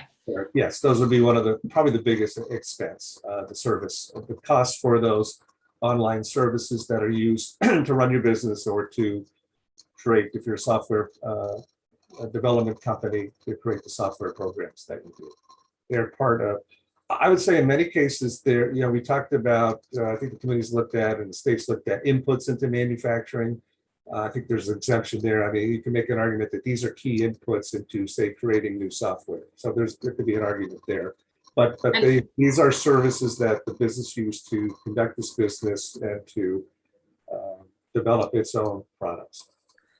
And wouldn't these costs then be deductible on your corporate taxes? They may be. I'm not an expert on what costs or how much of that gets recovered through taxes. I mean, I would assume any business cost is deductible, whether you get the one-for-one benefit. I can speak to that. Right, because this is part of a package right now of corporate tax changes and cloud tax changes. So yeah, I'm wondering if in the net, it's actually a benefit to your industry. I don't know. I don't look. The corporate tax changes are kind of complicated, as probably you folks have figured out. In most cases, most of our smaller businesses, I'm not sure there was any immediate benefit or impact from that. It was more of an impact, I believe, or benefit if you were if you were a corporate entity doing business in Vermont that also did business elsewhere. There was streamlining of how we did that. There was a discussion over whether you had to have employees in the state and whether that would be accounted, included in your taxes. I think most of our Vermont-based companies, there is not a significant advantage that I saw, but I could be wrong, from the changes in the corporate tax. Mm-hmm. I'm wondering, because I think it does benefit smaller companies, and most of the tech companies, I'm assuming, are smaller. So this is a question I can explore with our JFO, but I'm just curious as in the net, in this entire package, not just looking at the cloud tax alone, but looking at the entire thing alone or together, if it may end up being a net benefit because of the ability for the deductions. I will have to look at that. You're right. I did not get that impression or that they had much of an impact. It was, to me, much larger entities than many of our Vermont businesses have. Not to say the larger ones wouldn't. I imagine the dealer.coms, the world would, but many of our businesses are, 30 to 50 employee types of businesses. I don't think the corporate tax changes were going to make a big impact for them. I see that Graham popped up. I don't expect you to have an answer to this right now, Graham, but if you happen to be magic and have an answer, I'd love to hear it. I don't have a magic answer. I think what Mr. Couture said is correct, that it'll really depend upon the type of business. So the first sort of layer here is a Vermont tech business structure, the C corporation, or their structure as an LLC or a pass-through. So to the extent that the business is structured as an LLC or a pass-through, they don't benefit at all from from corporate tax changes in general because they're not C corporations. The next question is, if they are a C corporation, do they have tax liability? That's a completely other, separate question, and that varies heavily by business. Most small businesses in Vermont do not generally have tax liability because they tend to, take out taxable income with, large investments because they're relatively small and new. And then the third is if they are a C corp and they have taxable income, then it becomes a question of, what's the share of their sales relative to their payroll and property in Vermont. So larger Vermont tech companies, I would guess, would benefit because most of their sales are going out of state, but smaller ones, it would depend upon what that ratio is. Okay, thank you. But this bill was attached to the corporate bill because the original projections were that the corporate changes would lose, I forget, $2 million or something. And this was put on there to offset that loss. Now there's, as we're into a new year, it sounds like the tax department isn't sure we're going to lose something, but there is an argument that we're taxing, it looks like a disproportionate number of small businesses to offset the cost of a tax break to C corps. And I doubt that very many of these businesses are C corps, especially not the small ones.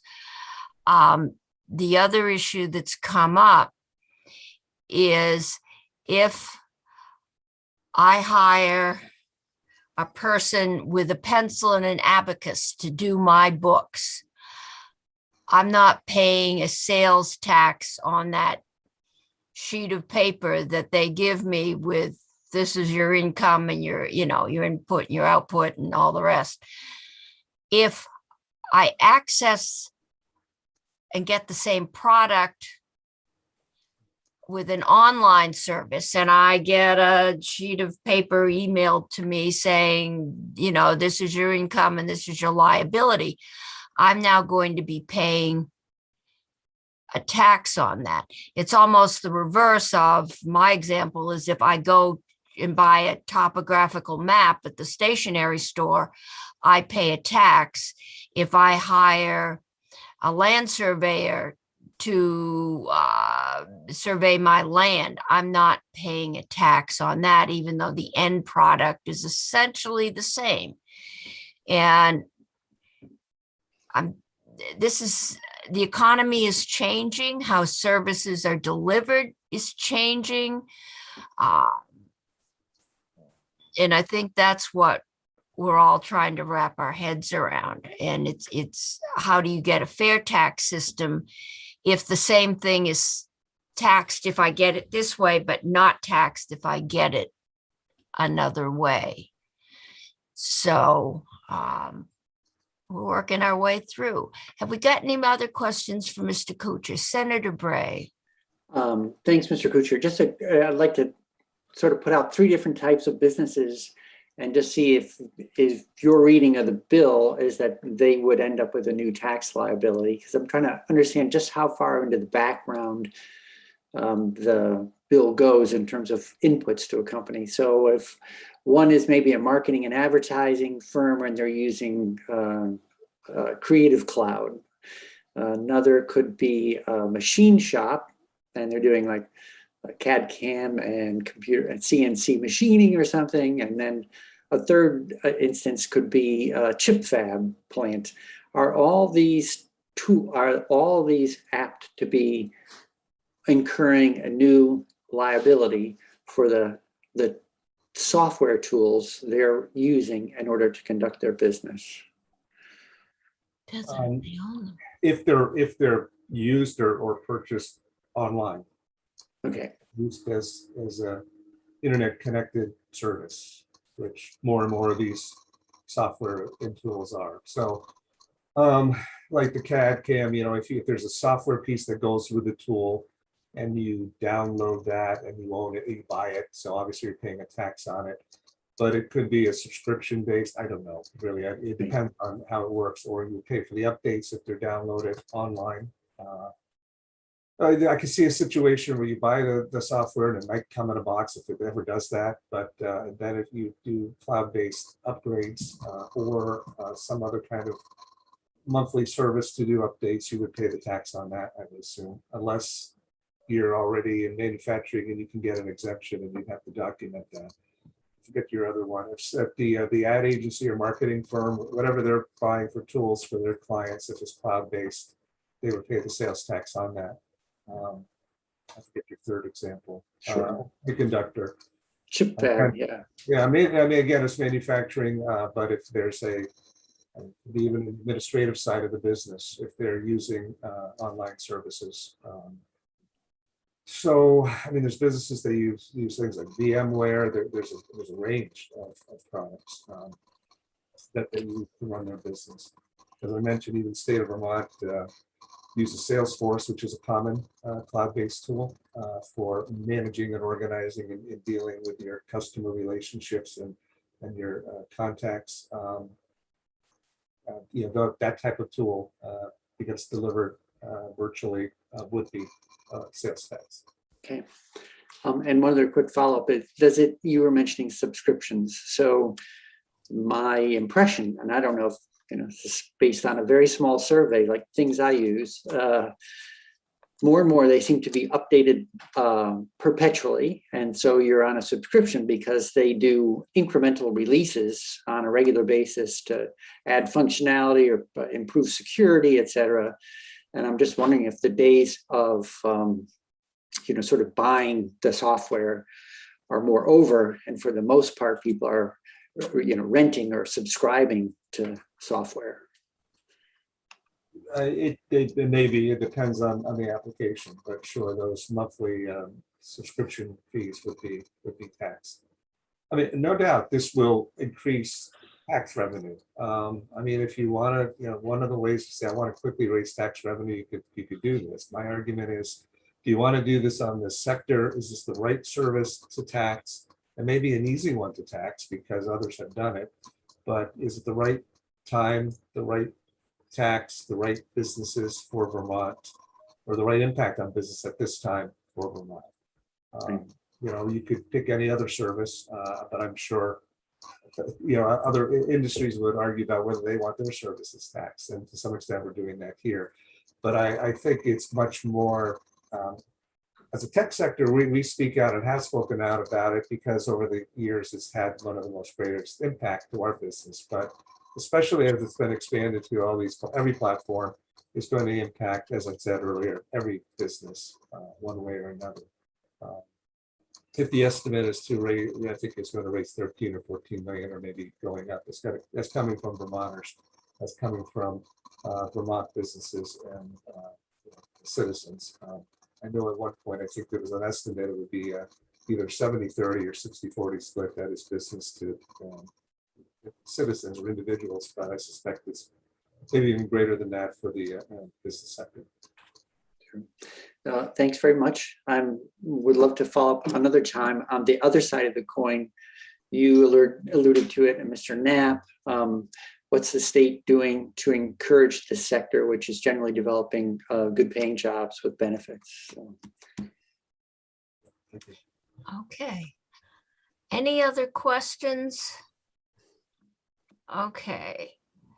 At this time, all right, because this is more extensive than the last time we looked at this. This time we've been talking about the added expense of having to pay sales tax every time you use an online service.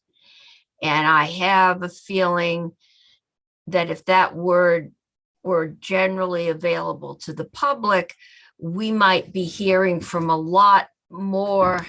We do have the chamber coming on, but a lot more sectors of the economy, because I think tech, just because you're savvy and you know how to do it, and your work is online, probably use more.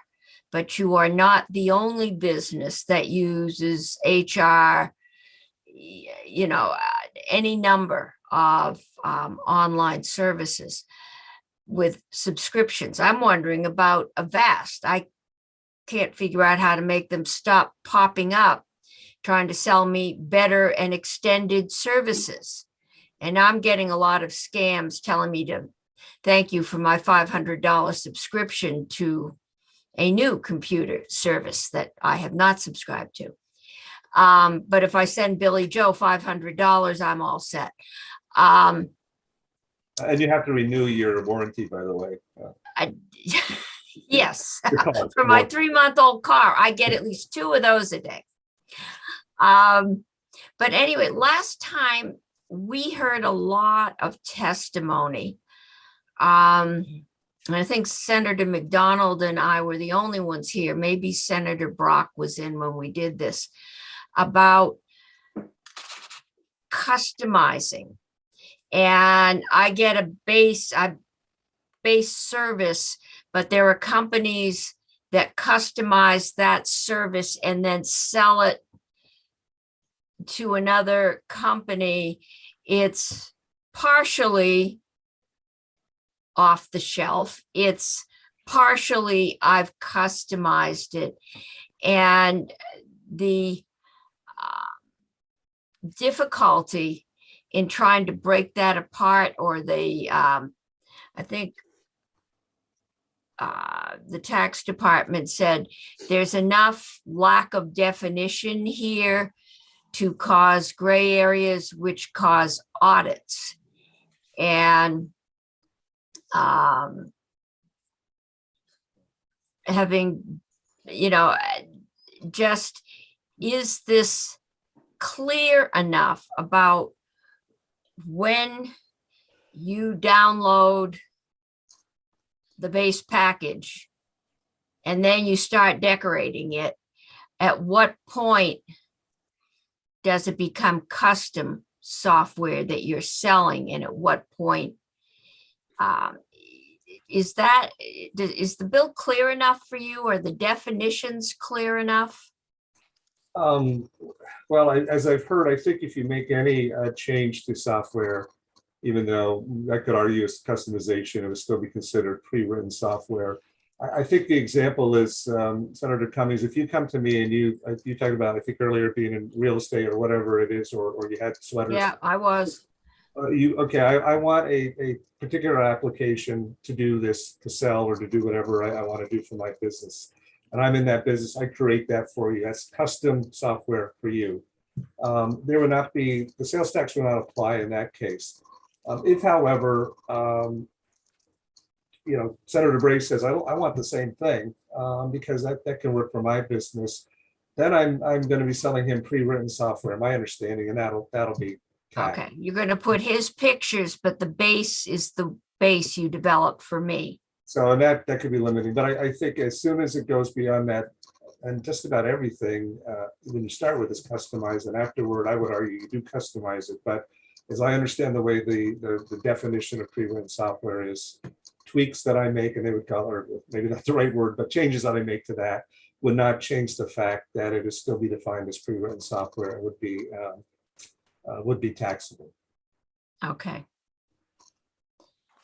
Okay. Anyway, said never sell once what you can sell twice. So might as well keep cloning and going. All right. Other questions? All right. Thank you. And we're going to move on to Robbie Adler. Welcome, Robbie. Thank you. Thank you, Senator Cummings. Thank you all. This has been actually an interesting conversation for me to get to listen in on, and a number of the points I'm going to raise, I think, have been touched on. So I apologize if this comes across as somewhat redundant, although perhaps hearing it again will. It helps us to hear things several times. Tell us a little bit about Faraday. Yeah, sure. So first off, Robbie Adler, I'm the co-founder, chief strategy officer at Faraday. We're an 8-year-old company headquartered in Burlington, although these days, obviously, most of our employees are not working from our office. We employ a little over 60 people in the state. We have plans to hire between half a dozen to a dozen additional people here in the state in the coming year. We provide a SaaS platform mostly for consumer-facing brands all around machine learning predictions. So they use these predictions to help kind of optimize their marketing. So find, convert, engage, and retain customers. We've received funding from a variety of local sources, so Fresh Tracks Capital, the Vermont Center for Emerging Technologies, and serve over 80 clients, a number of them here locally in Vermont. I'll maybe just kind of run through some of my concerns. One thing I do want to echo, that was shared earlier. Myself, Faraday broadly, I don't think typically find ourselves in the seat of advocating loudly about taxes.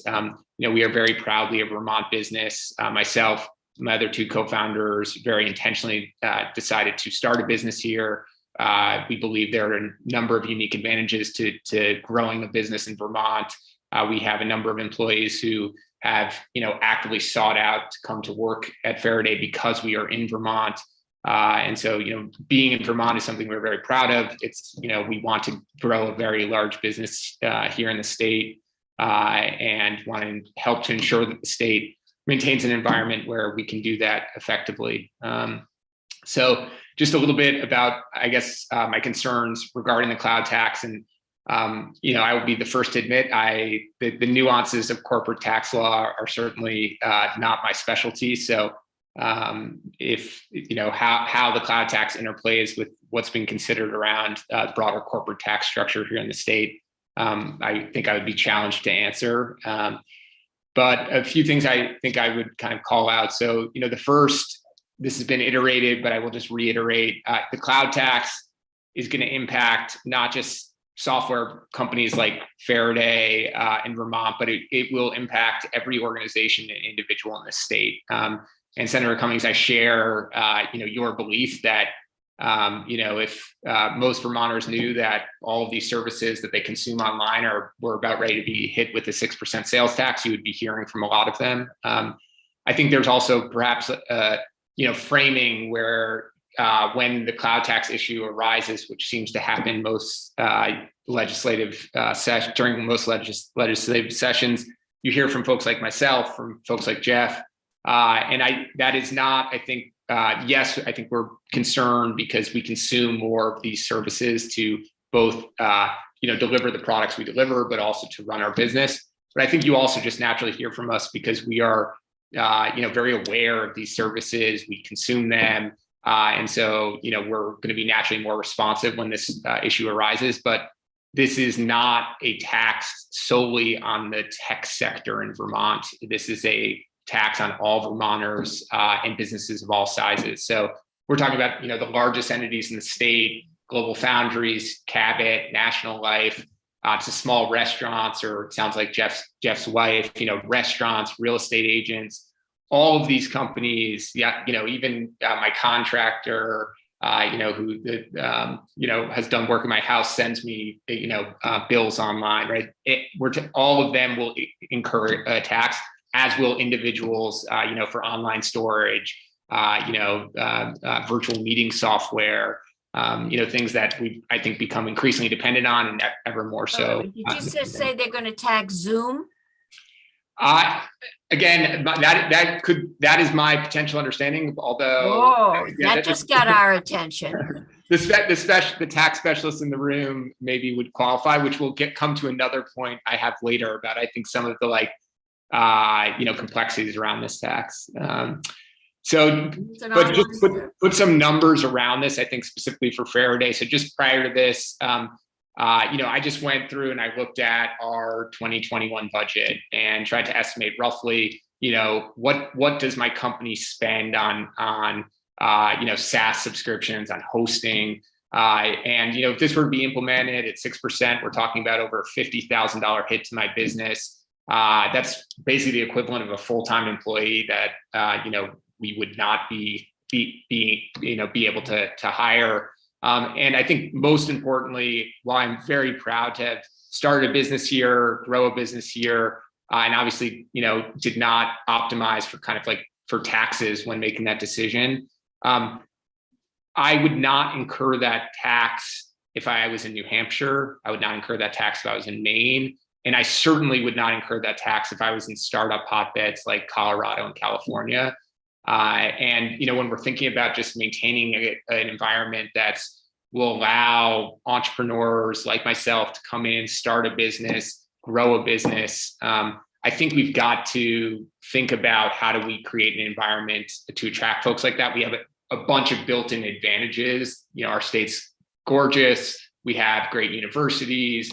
We have a great brand.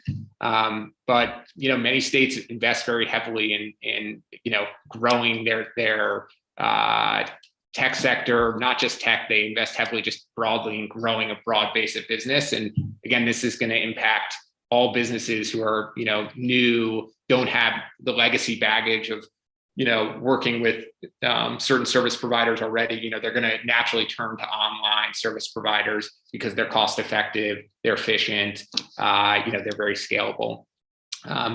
So the second thing, I think this is obvious based on all the questions I've heard, but I will just reiterate the cloud tax. This is not a tax on big tech. If we, folks on this committee have concerns about Amazon, Google, Apple, Facebook, this has no impact on them. This is a tax on local commerce. In fact, I think we maybe just heard from the gentleman around corporate taxes. It actually sounds like, if anything, this will shift the tax burden to small businesses, to LLCs off of, C Corps, which are typically larger businesses. So, I would, if there's any kind of sense that this is a way to kind of draw from a sector that's very wealthy, I think that's a mischaracterization. I'm not saying that exists, but I just want to dispel that notion if it does. I think this point has been raised, but I will raise it again. The cloud tax, as I see it, I think in one way you could view it as really it's a tax on modernity. Senator Cummings, I agree, the world's changing, how we consume services are changing. Our tax code does need to keep up. But in Vermont, we do not tax services, and the cloud tax taxes services. It just so happens that these services are services that you are accessing on the internet via software.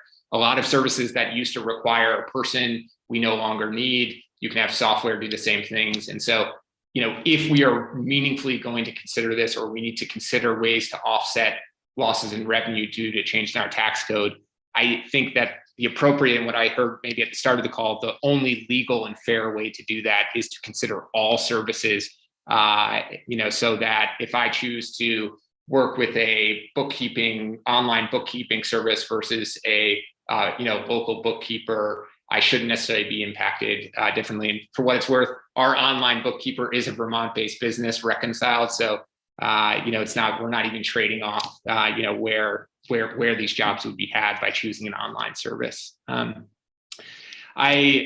back to this idea of complexity, compliance, this does fall on us. And, the question has been raised regularly as this issue has come up, how do we comply with, SaaS taxes that exist in, I think, about a dozen states, maybe a little bit more right now. And I will tell you, it is somewhat, you would think somewhat straightforward, but it is actually involves, I have to get Gallagher Flynn involved, who's our accounting firm.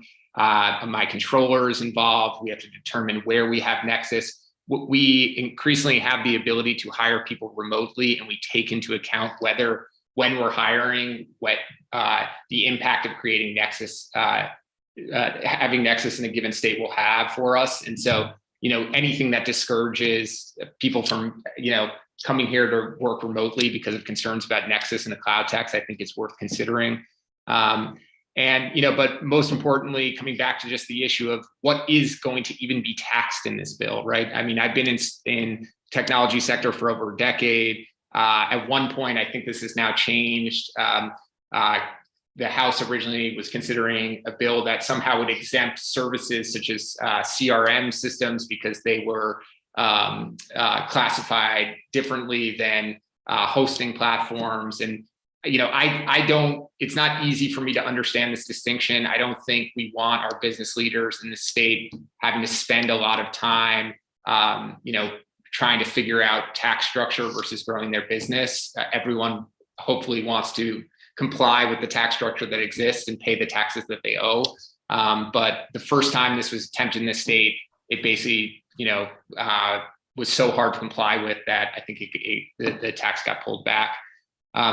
Senator Cummings, I know you know this, but I do want to just kind of clarify broadly, talk about the Wayfair ruling, applying sales tax to the purchase of alcoholic beverages online. This is not about that. Physical goods purchased online, I believe, are increasingly taxed, and we're seeing increasing compliance broadly, by large providers and small. This is really about taxing services online that, again, are not there. And then coming back to this delineation between the component of my software that's pre-written software versus the part that's, custom software, that is a very complex question. If I were to bring in my co-founder, my chief technology officer, I think, he would have a hard time differentiating between the two. A few more points and then I'll wrap up here. Growing tech sector in Vermont, I truly believe is going to produce far more revenue for the state than the cloud tax ever could. We've already seen this. Vermont technology companies, as Jeff mentioned, we pay very good wages. Our folks live in these communities. They eat out. They send their kids to our schools. They participate in a whole variety of different kind of community events. These companies sell for often very significant multiples that generate very large windfalls for the state, whether it's Dealer.com that was acquired first for $1 billion, then its parent company was purchased for $4 billion, or more recently OpenTempo, who was acquired for tens of millions of dollars. A dynamic technology industry in Vermont. It's going to continue to produce high-paying jobs, all of whom are going to be paying income taxes in the state, sales taxes in the state, and attract young families to the state. The average age of my workforce is I'm old, I guess would be the way of thinking about it. I'm the upper echelon of age for my company. And I think that's it. If we can have a dynamic tech sector, this sector is going to produce a lot of tax revenue for the state. We don't need this tax to do that. And then just, I'll come back to the last point. Other states are doing this. I recognize that. That does not mean Vermont should do this. States like Massachusetts, our southern neighbor, yes, they have a cloud tax, but they also have immense advantages that Vermont does not have.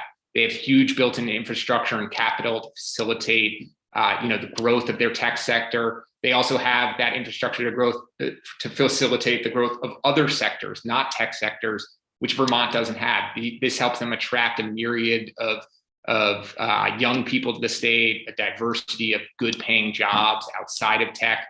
Vermont doesn't have these things. We need more of them. We need businesses, whether it's tech or otherwise, that can come and thrive here. So that's it for my testimony. Thank you all for hearing me out. And yeah, I hope we can kind of find a way through without making this happen. Okay. Any questions at this point? Okay. Senator Bray. Quick question. So this conversation keeps sort of looping back to this tax as a potential negative to all Vermonters, and businesses in particular are showing up today to talk about it. I'm guessing everyone on this committee is interested in economic development. I'm pretty confident of that. And so what I'm hearing in a way is that all the things you're alluding to that are supporting economic development for this sector really aren't necessarily direct, as in quality of life, clean air, clean water, natural resources, education. They're investments outside of the tech industry proper. And it's that's the attraction, not that Vermont's writing checks to tech companies or something along those lines. Yeah, I mean, I think, Senator Bray, that there have been examples of very important investments the state has made specifically to foster a technology sector in the state. VSET, I think, is a very good example of that. We are a benefactor of VSET, not just in that they provided funding, but they also provided facilities. If you go to VSET today, they can probably give you the exact numbers, but I'm going to say it's dozens and dozens of companies that are, starting there, growing there. I think the remote worker program has definitely helped to grow just the tech community. We benefit from that program, even though we haven't necessarily, brought in remote workers, but that program has brought in people who naturally can work remotely, which I think often lends itself to the tech sector. Once that talent arrives, whether it's those people specifically or they bring spouses, that's workforce that we can draw from and benefit from. And so, I think there are examples where that's been done. Whether or not we need more of those things, I'm not sure. I'm certainly not here today trying to advocate for, more direct investment, economic development investment in the tech sector. There's probably lots of demands for those dollars and good cases to be heard around, but I think there are good examples where the state's done things really effectively to help foster what is a small but very vibrant sector in the state. Okay. Thanks. I just was trying to, have a bigger context in mind as we talk about this to see where we can actually be helpful, even though as today's conversation seems to be oriented to something that might be perceived as unhelpful. Yeah. Senator Ray, I think I personally, and I know, we're part of BTTA. I think we would love to engage on that topic. And, there are many, I think, people better positioned than myself, even within this sector, who would have great ideas there. Okay, thank you. Okay, Senator Brock and then Senator Hardy.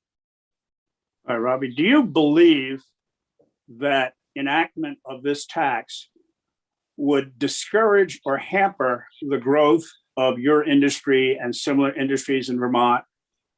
And do you believe that were this to be enacted, it would discourage new entrants in Vermont compared to elsewhere?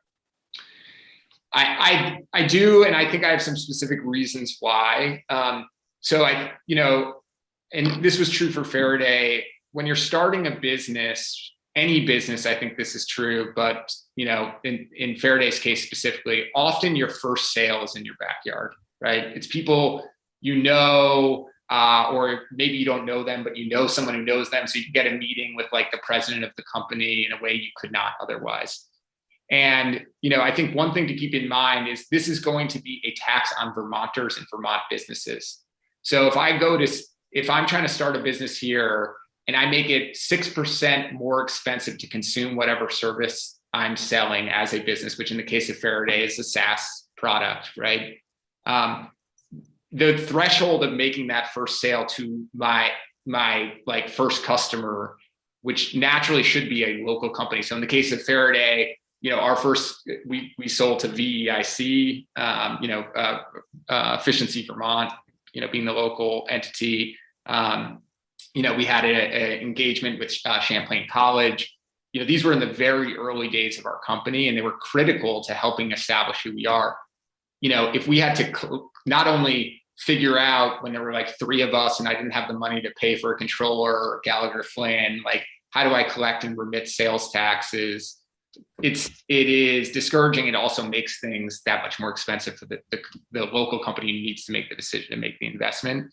And these are not, in the case of B2B SaaS sales, in many cases, these are, many thousands of dollars a month. And then just more broadly,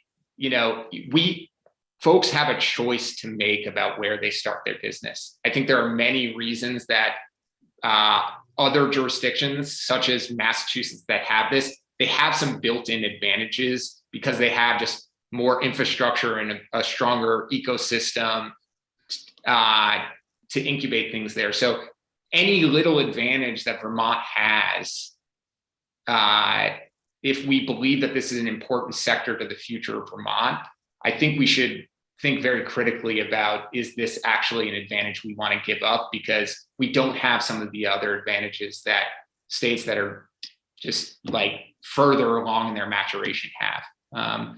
And then, broadly outside of tech, again, if you're starting whether you're starting a restaurant or a cart on Church Street, or you're consuming software. Most businesses today, when they're starting, like use software. It's just the way you're going to like launch a business. So you're making it that much more expensive to start a business. And, you know, yeah, maybe it's only 6% on a $100 subscription for your, you know, website each month. But, you know, if you're an entrepreneur self-funding, that's every dollar you've got to pay out of pocket until you've, you know, earned your first dollar. So yeah, I think it's not going to prevent businesses, but it will have an impact. And it also, there's a brand impact to the state. You know, we need to, I think, do more to represent our state as like a place of innovation and growth. You know, we have an entrepreneurial spirit here. Lots of people have started businesses. Let's do more to facilitate it, not make the burdens that much, you know, higher to kind of cross that threshold versus, you know, across the river, you know, across the Connecticut River in New Hampshire, or even further, you know, east to Maine. So. Okay, Senator Hardy, that's right. Thanks, Madam Chair. So Robbie, one of the things you said that actually is appealing to me about this tax, if I might say so, is that it does sort of hit a lot of people, businesses and individuals, all size businesses, all types of people. And in that sense, it seems like better than a possibly better, as I'm trying to like weigh all these things, than a tax that's just saying we're going to tax the tech industry because we don't like them, or we do like them, or we whatever. So, you know, I would pay this tax because I download stuff off the internet. Almost everybody does, except for maybe, you know, like my mom. But I was wonder, this sort of goes to my question for Graham, but your comments made me think of it. So the sort of analysis, if you didn't already do something, if you could come up before we start the session, when we take this up more deeply, you know, what kinds of taxpayers would this impact, and what is it really the tax on the tech industry in the way that it's being presented with this set of witnesses, or is it more broad than that? So I'm just wondering, Graham, if that's work that maybe, if you haven't already done it, there's something you could do to give us more data once we start the session. Senator Hardy, do you mind if I respond? Yeah, and then we're going to have committee discussion and. Okay. Well, then Graham is can get back to marching me on orders. that. I just want to hear what Graham has to say. Yeah. Sorry, I'll let. Yeah. No. Go ahead, Robbie. It's fine. Okay. Sorry. I know. I think questions. So I agree with generally. I think broad-based taxes in the state are, you know, are not targeting specific sectors. Are, you know, is a good maybe tax philosophy. I think though two things I would like to point out. One, this has a disproportionate impact on technology businesses because we consume a lot of these services to do what we do.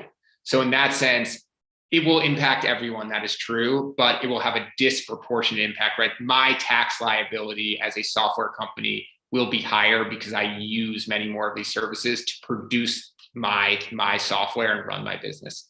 The second point I would you know, raise is that it is targeted in that, or it is, I would discriminatory. I struggle using that word, but it is discriminatory in the sense of you are taxing services that if I went down the street, I would not incur that tax, but if I get them online, I do. And in that sense, that is a tax on technology, on modernity. And that does not seem right. If we are really thinking about taxing these things and taxing them because they're a service online, we should be thinking about, if we want to make it truly broad-based, we should be talking about a tax on services. And I suspect the moment you do that, you will be hearing from a lot more than the tech sector. And so if we want to if your goal here, and one of the things you're looking for is a broad base impacting many different folks, then I think we've got to look at all services, not just services rendered online. Okay. So are we going to get back to Graham, I just want to hear from Graham whether that's possible for him to do, or if I'm missing something about the possibility of doing some kind of analysis of the impact on different types of taxpayers. For the record, Graham Campbell from the Joint Fiscal Office, probably not at the sort of level of granularity that you're thinking about, like relative to what we can do, say, for the corporate income tax with taxpayers. I think what Mr. Adler said is probably correct. It'll probably affect that industry a little bit more disproportionately because they are heavy consumers of this type of software. I think the best I can probably do for the committee at this point in time is, do some research and see, exactly whether there are industry estimates about who uses cloud-based computing, but they wouldn't be something as sort of refined as we'd have, on the corporate income tax. Right now, what I do know is, as Mr. Couture said, based upon our estimating, around, I think it was 60% of the revenue from this, we believe, would come from business purchases of software. So, right away, that group, businesses in general would be impacted. Within that, group, I can't necessarily say something like, 10% is the tech sector and, 20% is manufacturing. And even if I did find online, based research, I would be very suspicious that we'd be able to find something that would be reflective of the Vermont economy. So I can research the question as far as can find, but I don't know if we're going to find the level of granularity that you're looking for, Senator. Okay. But it's 60-40 split between businesses and consumers approximately, is that? Yes, I believe that's correct. I'll check after the committee meeting's over, and if I find something a little bit different, then I'll email the committee. But I believe that's what it was last year. And I have to pull up the estimate again and clarify. I think different. Part of the problem is who knows how many services I use online. I mean, a business knows what they use, but how does any government entity know how many services any one of us uses online? I'm not sure where that's accounted for. When you purchase it? I purchase it, but I'm not paying any tax. So there's no registration with the government when I purchase it. The company I purchase it from knows, but if it's a service I'm using, they're not reporting it to the government. So to do an estimate right now is, I don't think, until there's a requirement that you report, we're getting a whole lot more sales tax after Wayside than we ever predicted or anticipated. Because we didn't know, despite all the things we did requiring companies to report to us, we didn't know how much was being bought online. It's something I do sitting here on my couch, and you don't know what I'm buying. So it's because this is such new stuff that I don't think we have all the information we might like to have because it's new. We've got one more witness. Senator McDonald, do you have Senator Bray, and then Senator McDonald, you have a question? I'll take you first. You don't. Yes, perhaps we could ask another state how they know how much they collect, and then we could copy them. So that's a good question, since we don't know. Other states perhaps have already figured it out. So, or not. No, but at this point, we aren't Massachusetts. We don't have, or Delaware. We don't have as much internet connection and other things as they do. There's all kinds of stuff in there. Senator Bray. Thank you, Madam Chair. So I'm just doubling back to part of the conversation with Mr. Adler and also Graham noting that the 60-40 split, for instance, if this tax were defined in terms of wholesale application versus retail, would that solve the problem for your industry? Because it's not taxing an input to the end product you make as opposed to consumer level sales. So it would, I think, reduce somewhat the impact. The number I quoted you included both software that's used as an input as well as software I consume retail, right, to run my business. So it would have some impact, but in a way it would also add complexity. So just to give you an example, hosting platforms, I use those both to run my product, but also to run my business. And so I've got to delineate when I get my invoice from Google Cloud, just like Amazon competitor from Google, which is my hosting provider, they don't in my invoice delineate, oh, this is what the part that's you use for your product versus the hosting infrastructure you're using to run your business, your CRM. So I think it would, the overwhelming thing that would, I think, have the most impact is if we're really interested in doing this exempting businesses or specifically B2B sales. But I understand that would have, I would imagine, fairly dramatic impacts on the amount of money that the tax itself would generate. Sure. Thank you. If I may jump in, Senator, just on the tax side, obviously that would impact the revenue question, but I think if the committee of the legislature wanted to move down the direction of exempting business to business sales or intermediate inputs, thinking about it on a traditional like retail level where there's like wholesale and then retail, I don't necessarily think that's the best way to think about it, because software isn't typically purchased like a wholesaler. It's purchased, potentially with like a business license or with a consumer license. I think the better sort of appropriate analogy would be something like the manufacturing inputs exemption, where we give an exemption to manufacturers on the machinery and equipment that they buy that's directly used in the creation of whatever final product they're making. And so there is nothing really in the tax code at the moment that essentially says, I expect it would be difficult for Abby to draft something that says something like, this is taxable except if it's used for a business input, right? I think there would be probably need to be more details ironed out about how exactly you would, implement such an exempt, like an exclusion. Would you make it as a separate tax exemption like we do for the manufacturing inputs?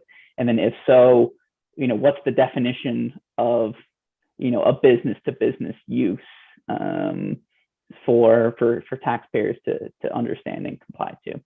So I think more details to be ironed out there if you go that direction. Okay.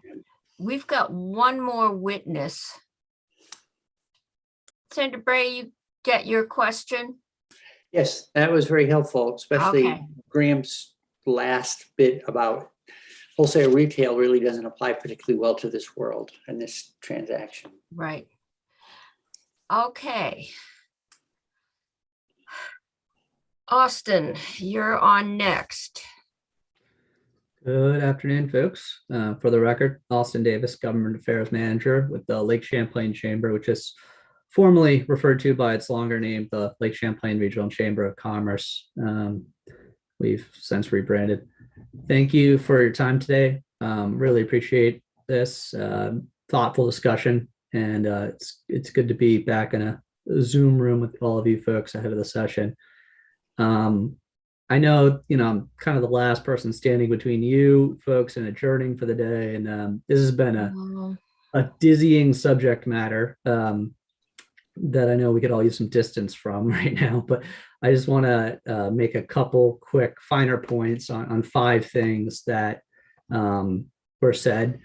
I think first, this is an extreme departure from proposals that have been sent to you to date. I think there's been some discussion around how this continually comes back. However, this form of the proposal, including software as a service, infrastructure as a service, and platform as a service, is pretty extreme. The bill is It's billed as just a removal of an exemption on tangible personal property, for tangible personal property for the instances of this, but the definition of what was removed was changed before that removal in the language of the bill. And so it's gone further. Furthermore, we share the concerns of Will Baker outlined around issues in the language of data processing services. All of this, I think, culminates in that I just think that the severity and impact of this tax has been dramatically understated to some extent. As Robbie kind of alluded to in his testimony, this is a tax on nearly everything, as we can't unwind the tech sector from every other sector of the economy at this point, and I think to the earlier kind of conversation around trying to do like a tax incidence study of what would happen if this was enacted, it's really peanut butter and jelly at this point. It's pretty hard to separate them once the sandwich has been put together, which is maybe not the best metaphor, but you get what I'm saying. Number two, I think, there's a continued discussion around, what was in the box. I think that's something that's really, with modern technology and the way businesses operate, it's getting more difficult. If I bought a point of sale software for a cash register a decade ago, I think back to over a decade ago when I was working on a cash register, I had that software. Once I got it on a CD from the box, I had that forever. I may have an out-of-date version. I might have less options than the latest version. However, I still have it. It still operates. In a subscription world, service is now kind of a crucial part of what appears to be what was formerly in the box. So, if I stop paying my subscription, I think Senator Bray, you got to this point a little bit earlier, I don't get to use that anymore. It's not that I stop paying the subscription and I get to use my out-of-date version. I don't get a version at all. And so, that exists in, say, point of sale systems across the state right now in retail, grocery, et cetera. I think that's a integral part of this. Behind the scenes in that software that's now not in a box, but would have been in a box, behind the scenes, there's batch updates that are going out to the software at the point of sale and updating that for bugs, security problems, and making improvements that make people's lives better. With that also might be things like a tax change where, for example, at a retail side, a paper bag fee, for example, that now is patched through as part of the software batch update to that point of sale. And, it starts to get kind of difficult because in an old version, maybe I would just make do and put a note on the cash register that says like, now add a couple cents, and make do with the old version. Now it's just part of the service that's included in the software. Again, that kind of peanut butter and jelly thing. So three, I think on the same note, to earlier questions you had, Senator Cummings, there's a lot of gray area created for issues around customization and other accounting principles. I think you think about Salesforce, Squarespace, or Wix. They're great examples of where you are getting a canned product that is then customized. I think the propensity for complexity and compliance issues is boundless. And I think that goes back to there's a lot of just different variation baked into these goods now. And also all of the services and software we have these days is just so ubiquitous that we're almost talking about just creating inflation across the entire economy if we were to create a tax on it.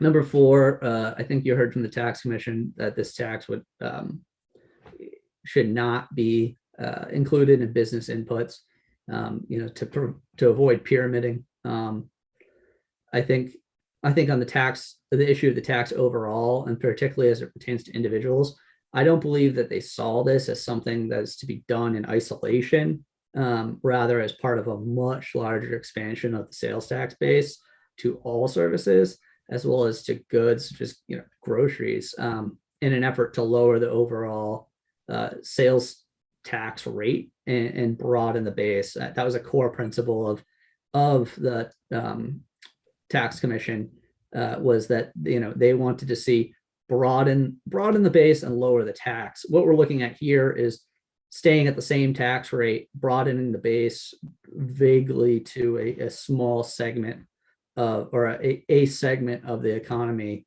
and not what they envisioned, which would be going out to other types of services and other goods. I think, which leads me to my final point, which you heard from Commissioner Bolio, that the revenue for this, that this was supposed to raise and replace, is currently not really needed, with more up-to-date changes to or projections for the corporate tax. And then to my previous point around broadening the base, if we are to broaden the base of to services, but specifically services that are online, we do run the risk of potential legal trouble as it pertains to the Internet Tax Freedom Act. And that's the kind of thing you've been talking about throughout the day, where, what's the difference between going to a bookkeeping service online or going to one on Main Street?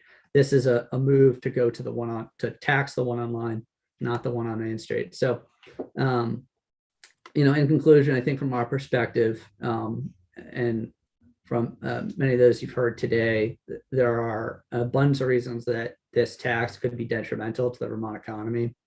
And we would hope that you would not pursue this policy. Okay, thank you. Committee questions for Mr. Davis?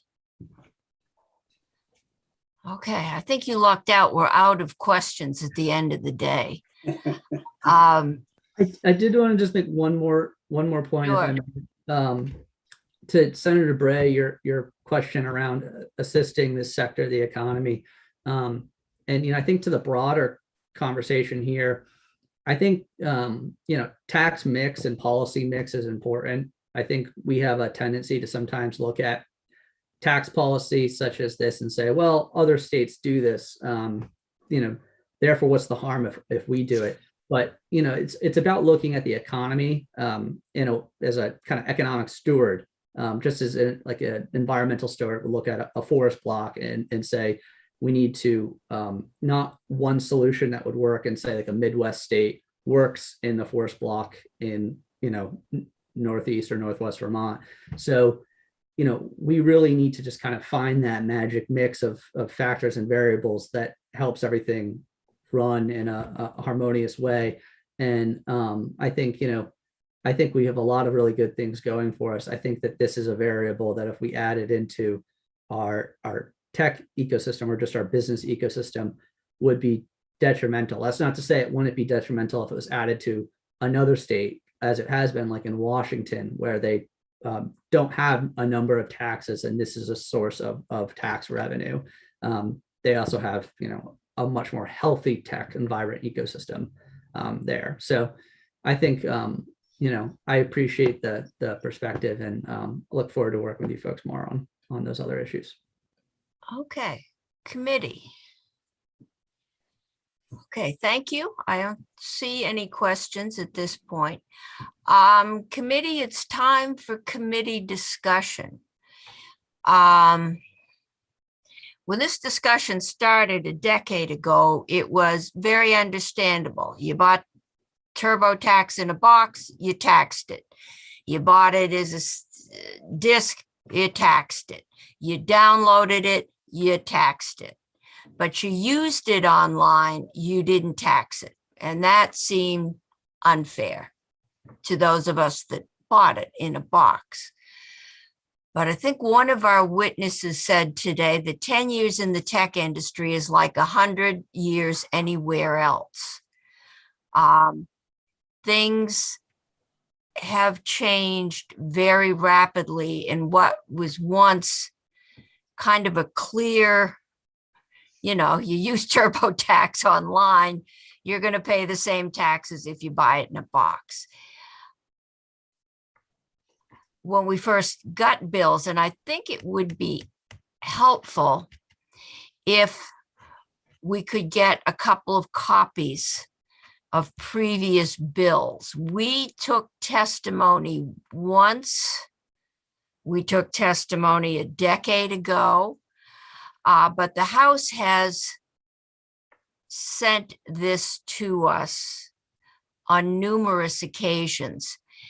And we started out with just what was pretty simple TurboTax, or, because there wasn't much else out there. This is probably the broadest. This taxes everything. It is probably the broadest definition that we've seen in the country, at least equal. My cynic says, since we've never taken it up, maybe they're pretty sure we aren't going to pass the whole thing. And so they're going to give it to us so we can pare it down. But I think we have to look at it. And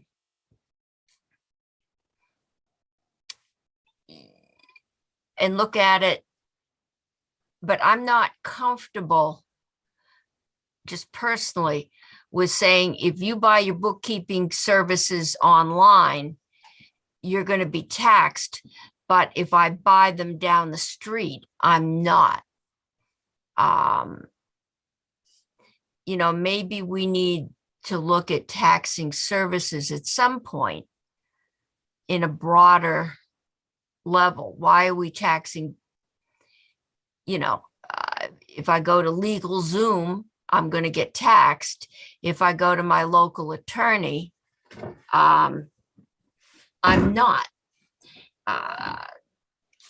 And I think that's grounds for a broader discussion. Senator Brock. I've got a number of concerns about this. I had concerns when we talked about it the last time in general, and I think my concerns are elevated now for a variety of reasons. One, doing a significant tax increase as we are rolling off the greatest pandemic that we've seen in 100 years with a lot of economic disruption just doesn't seem like the thing to do. Secondly, why are we doing it now? Do we need the money? This is a point in time in which we are having trouble spending the money that we've got. And is it a wise time to raise taxes even more? Thirdly, we don't have enough information. The questions that concern me are, if we are replacing the tax on TurboTax, because TurboTax is now being sold online instead of in a box, we should have some numbers that tell us what are we losing by virtue of what the marketplace is doing differently than they did before, to give us an impact of how much this new tax is replacing revenue as opposed to being a new tax that's just a new tax. We don't even know if we need a new tax, or if we do, what we'd use it for. When we usually do it the other way around, we find a need and then determine how much money we have to raise in order to meet it. Here it looks like we're saying we've got a new tax, and boy, we're going to get some additional money, and then we'll figure out how to spend it. Which again, I just think maybe a bit backwards. And then lastly, I do think it'll have an impact on an industry. I think Robbie Adler's testimony has, and I've heard it before. I've heard it before as we've talked about this issue before. Makes sense. So those are my initial thoughts, at least. Committee, Senator Bray. And with this, I guess, is I'm trying to get a sense of what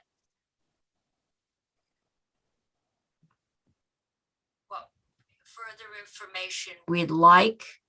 Are we just ready to say, nope, no way, and that's it? further information. I think the appropriations people might be able to tell us about revenue needs once we get through all the slush that's come here.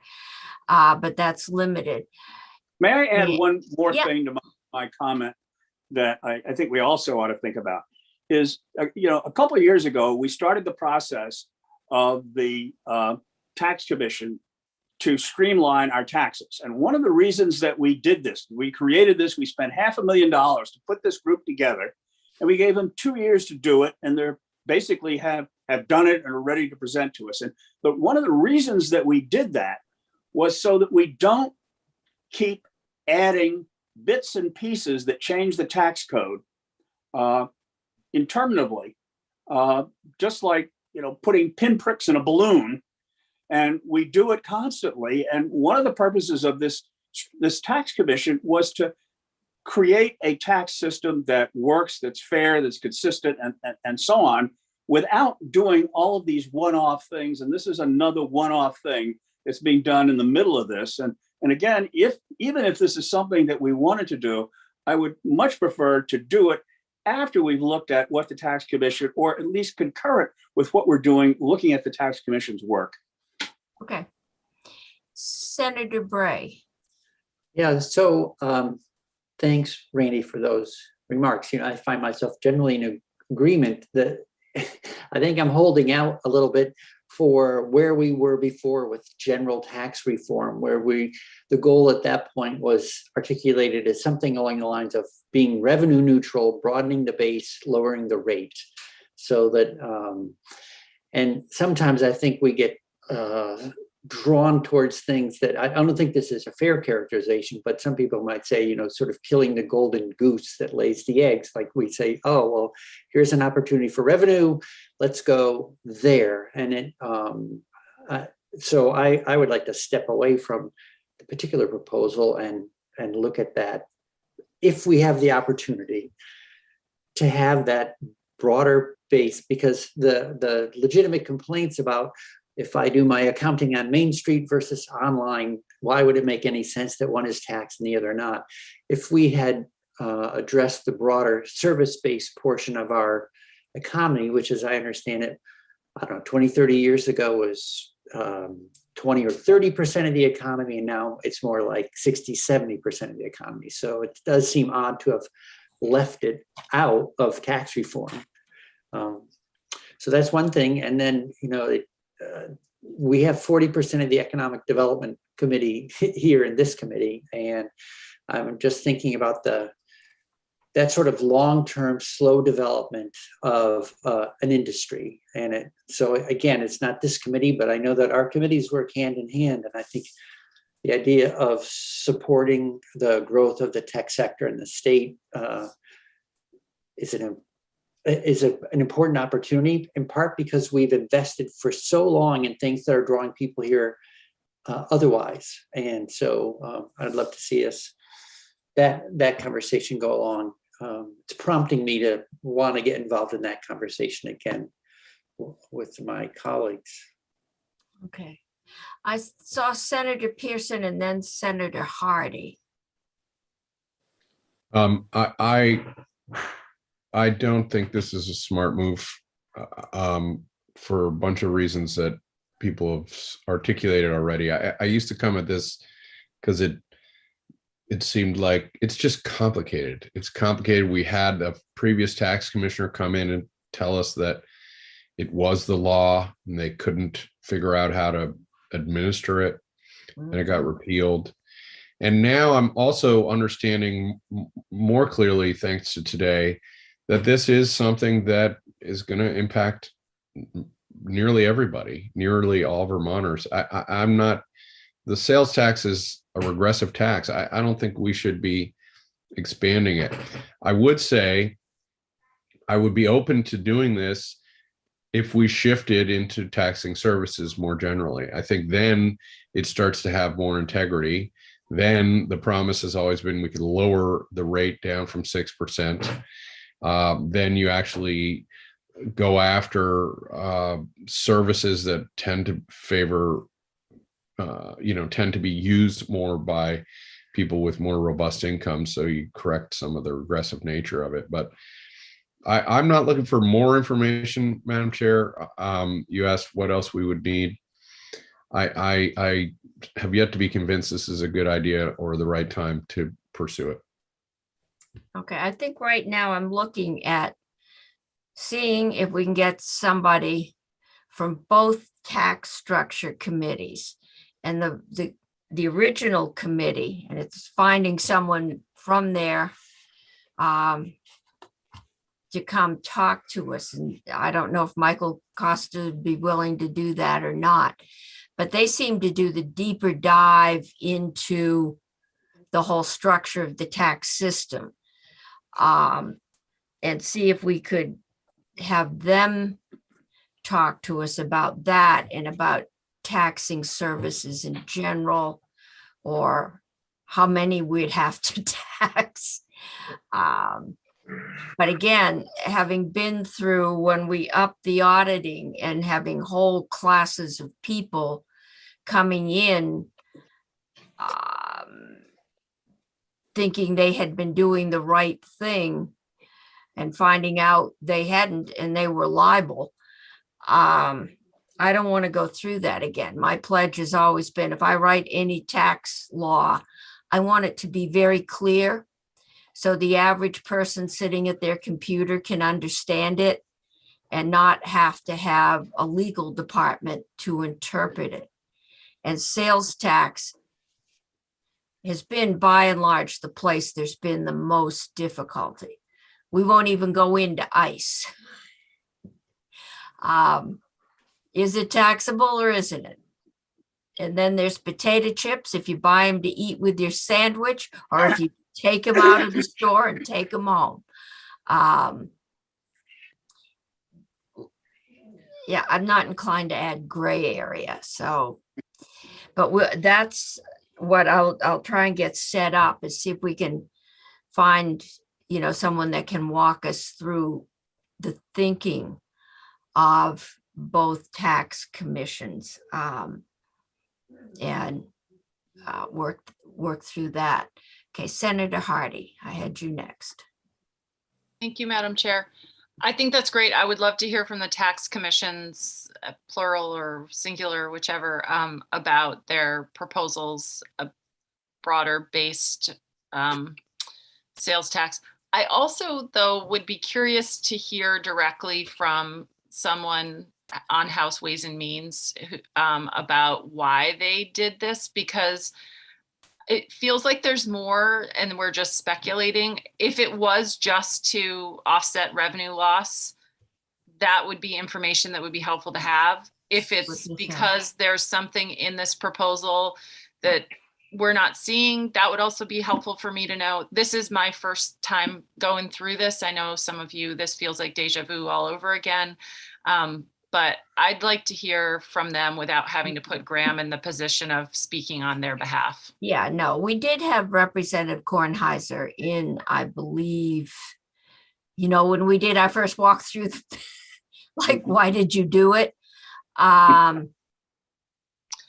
that's right. I had forgotten. I think now that we've been through it, we have better questions, and we will ask to have, I think she was the sponsor or the presenter on the floor. So we will ask to have someone, whoever they choose, come back and talk to us. That'd be great. Thank you. Okay.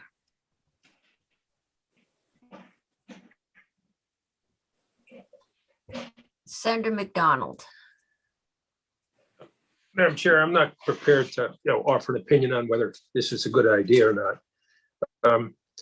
But I remember 20 years ago, there was a proposal to come up with a sales tax for durable goods that was beyond state lines. And that was, someone referred to it as the cutting edge of tax law. Well, here we are today, and we have an organization that's nationwide that administers taxes from state to state. And it's pretty clear. We started out the morning with offering some modest changes on taxes we initiated last year on the national sales tax. There was a format for doing that. I don't think we're anywhere near, as a state, understanding the current system. And many of the witnesses offered concerns about this is complicated or that's complicated or we don't understand X, Y, or Z. Well, there are several dozen states that have worked those questions out. And we deserve to ourselves to at least look and see how they've worked them out. So we know whether it's enormously complicated or perhaps the work has already been done for us. That's one of the advantages of not leading the way, but following other people's thoughtful work. So I would hope we would take a look at other people's thoughtful work and reserve judgments on how it might fit into our overall tax policy after we have a more of a foundation of understanding. Okay. So. Senator Sarakian. Michael, you're muted. Michael, you're muted. I was saying, in general, I would like to see us move towards taxes on services, given that our economy has changed and our sales tax base has been reduced from a goods economy to a service economy. I think we need also, and I'm willing to spend more time in looking at that, but I think we need to go into it with our eyes open politically.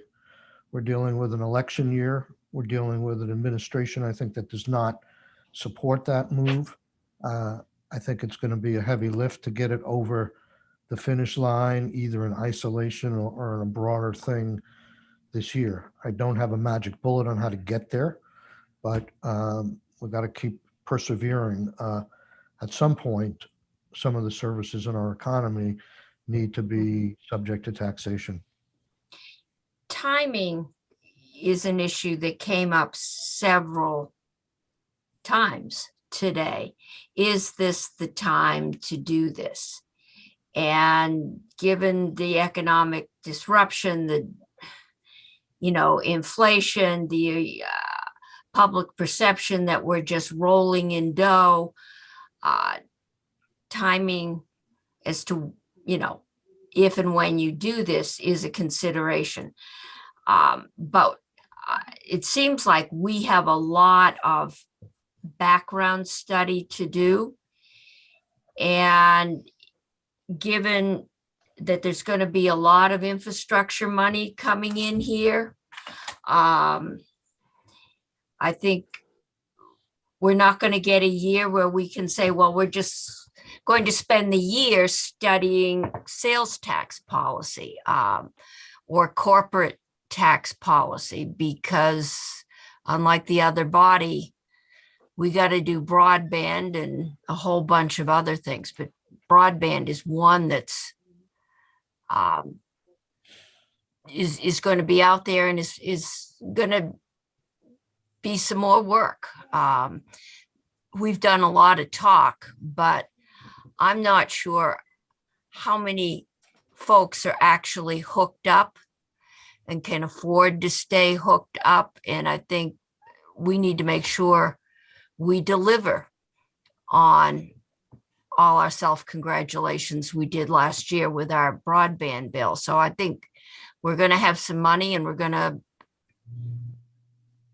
have to produce and at least find out what we are producing. And that's going to take some time this year. And then there are other things. There's at least one major thing that would like a guaranteed revenue source. At least some people in the discussion would, and I don't know where that's going to go.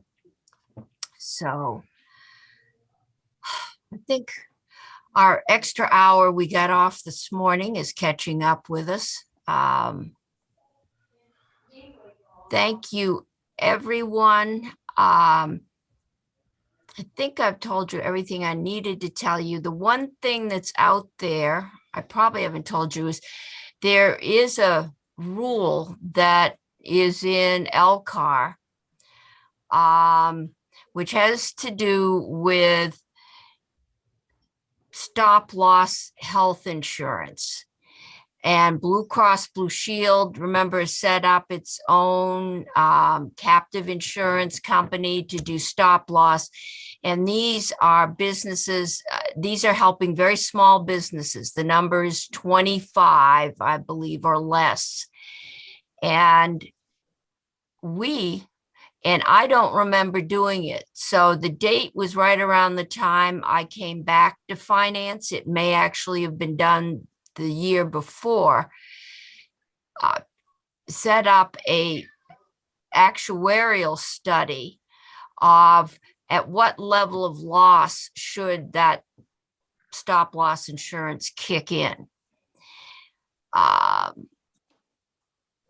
just read the comments. I get, as chair, gets sent every rule that's relevant to us, and some that aren't, and, you know, have the opportunity to say it meets legislative intent, it's arbitrary. And this one, what bothered me was that if not all, most of the affected parties objected to it, you know, so we're talking everybody that was in on the association insurance, you know, all the chamber, what was it, business,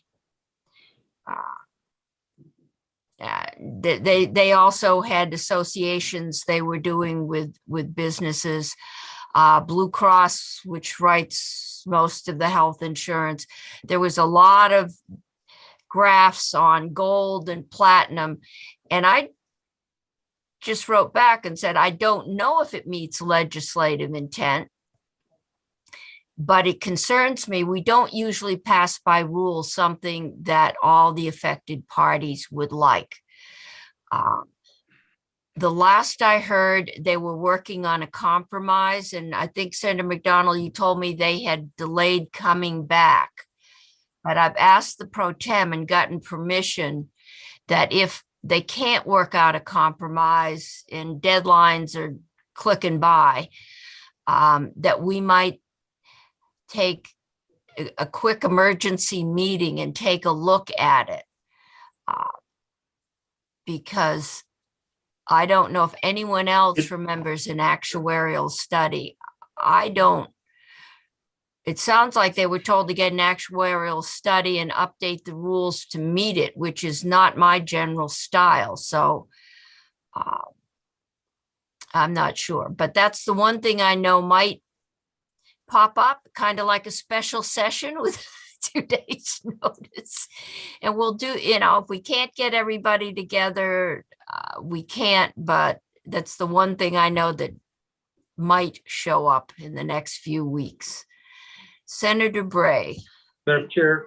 Yes. The LCAR had that rule scheduled for 2 weeks ago, and the That's when I administration wrote asked to postpone it. yeah.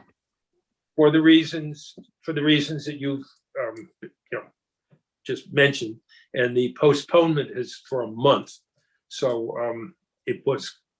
it's not going to come up tomorrow, and I think you may be on a wise course to move beyond LCAR to look at some of the details. Yeah, I mean, if they can work out a compromise, because I think what we'd probably do is tell them to go to the hall and work out a deal.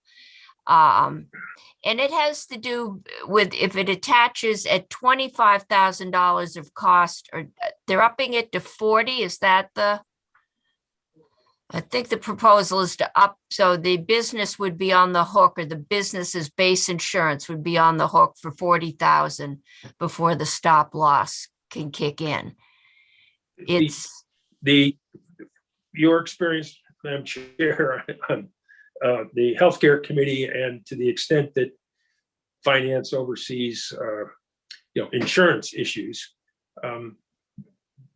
those two places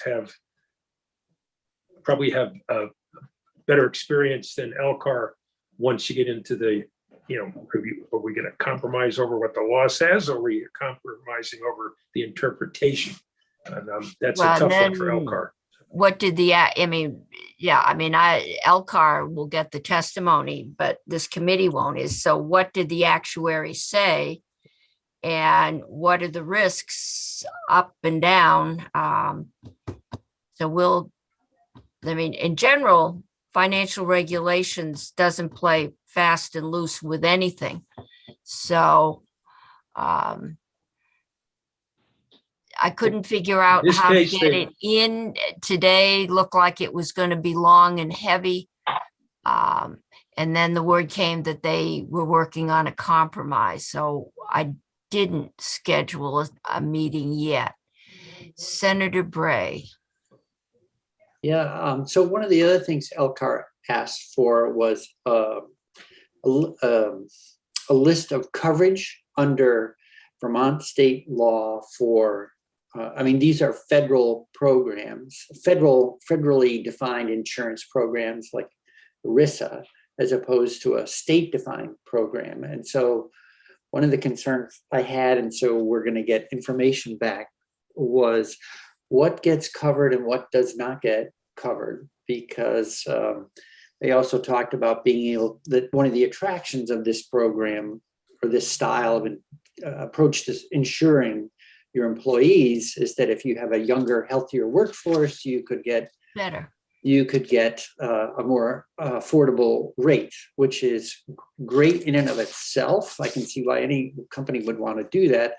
But if too many younger, healthier Vermonters leave the general pool and migrate into these programs, what are we doing to the community-based underwriting that's been really sort of bedrock for healthcare in the last, 2 decades plus. Yeah. So that was a concern, and I think we'll know more, but. Okay. So we will, that's just a heads up as to an issue that's floating around out there. I didn't anticipate mask mandates being a special meeting. So thank you all. I think we got a good foundation today, and it gives us something to think about. And so when we get into session, we can now look at the background we think we need and, where we want to go, and maybe take a look at the big picture, things we don't offer young people, like big cities with nightclubs, and we don't have an MIT as a feeding instrument. So there's all kinds of considerations out there. So thank you, and we'll see you all, I guess, Monday. I think that's a done deal. Yep. Okay, Ending live thank you. stream now. Okay.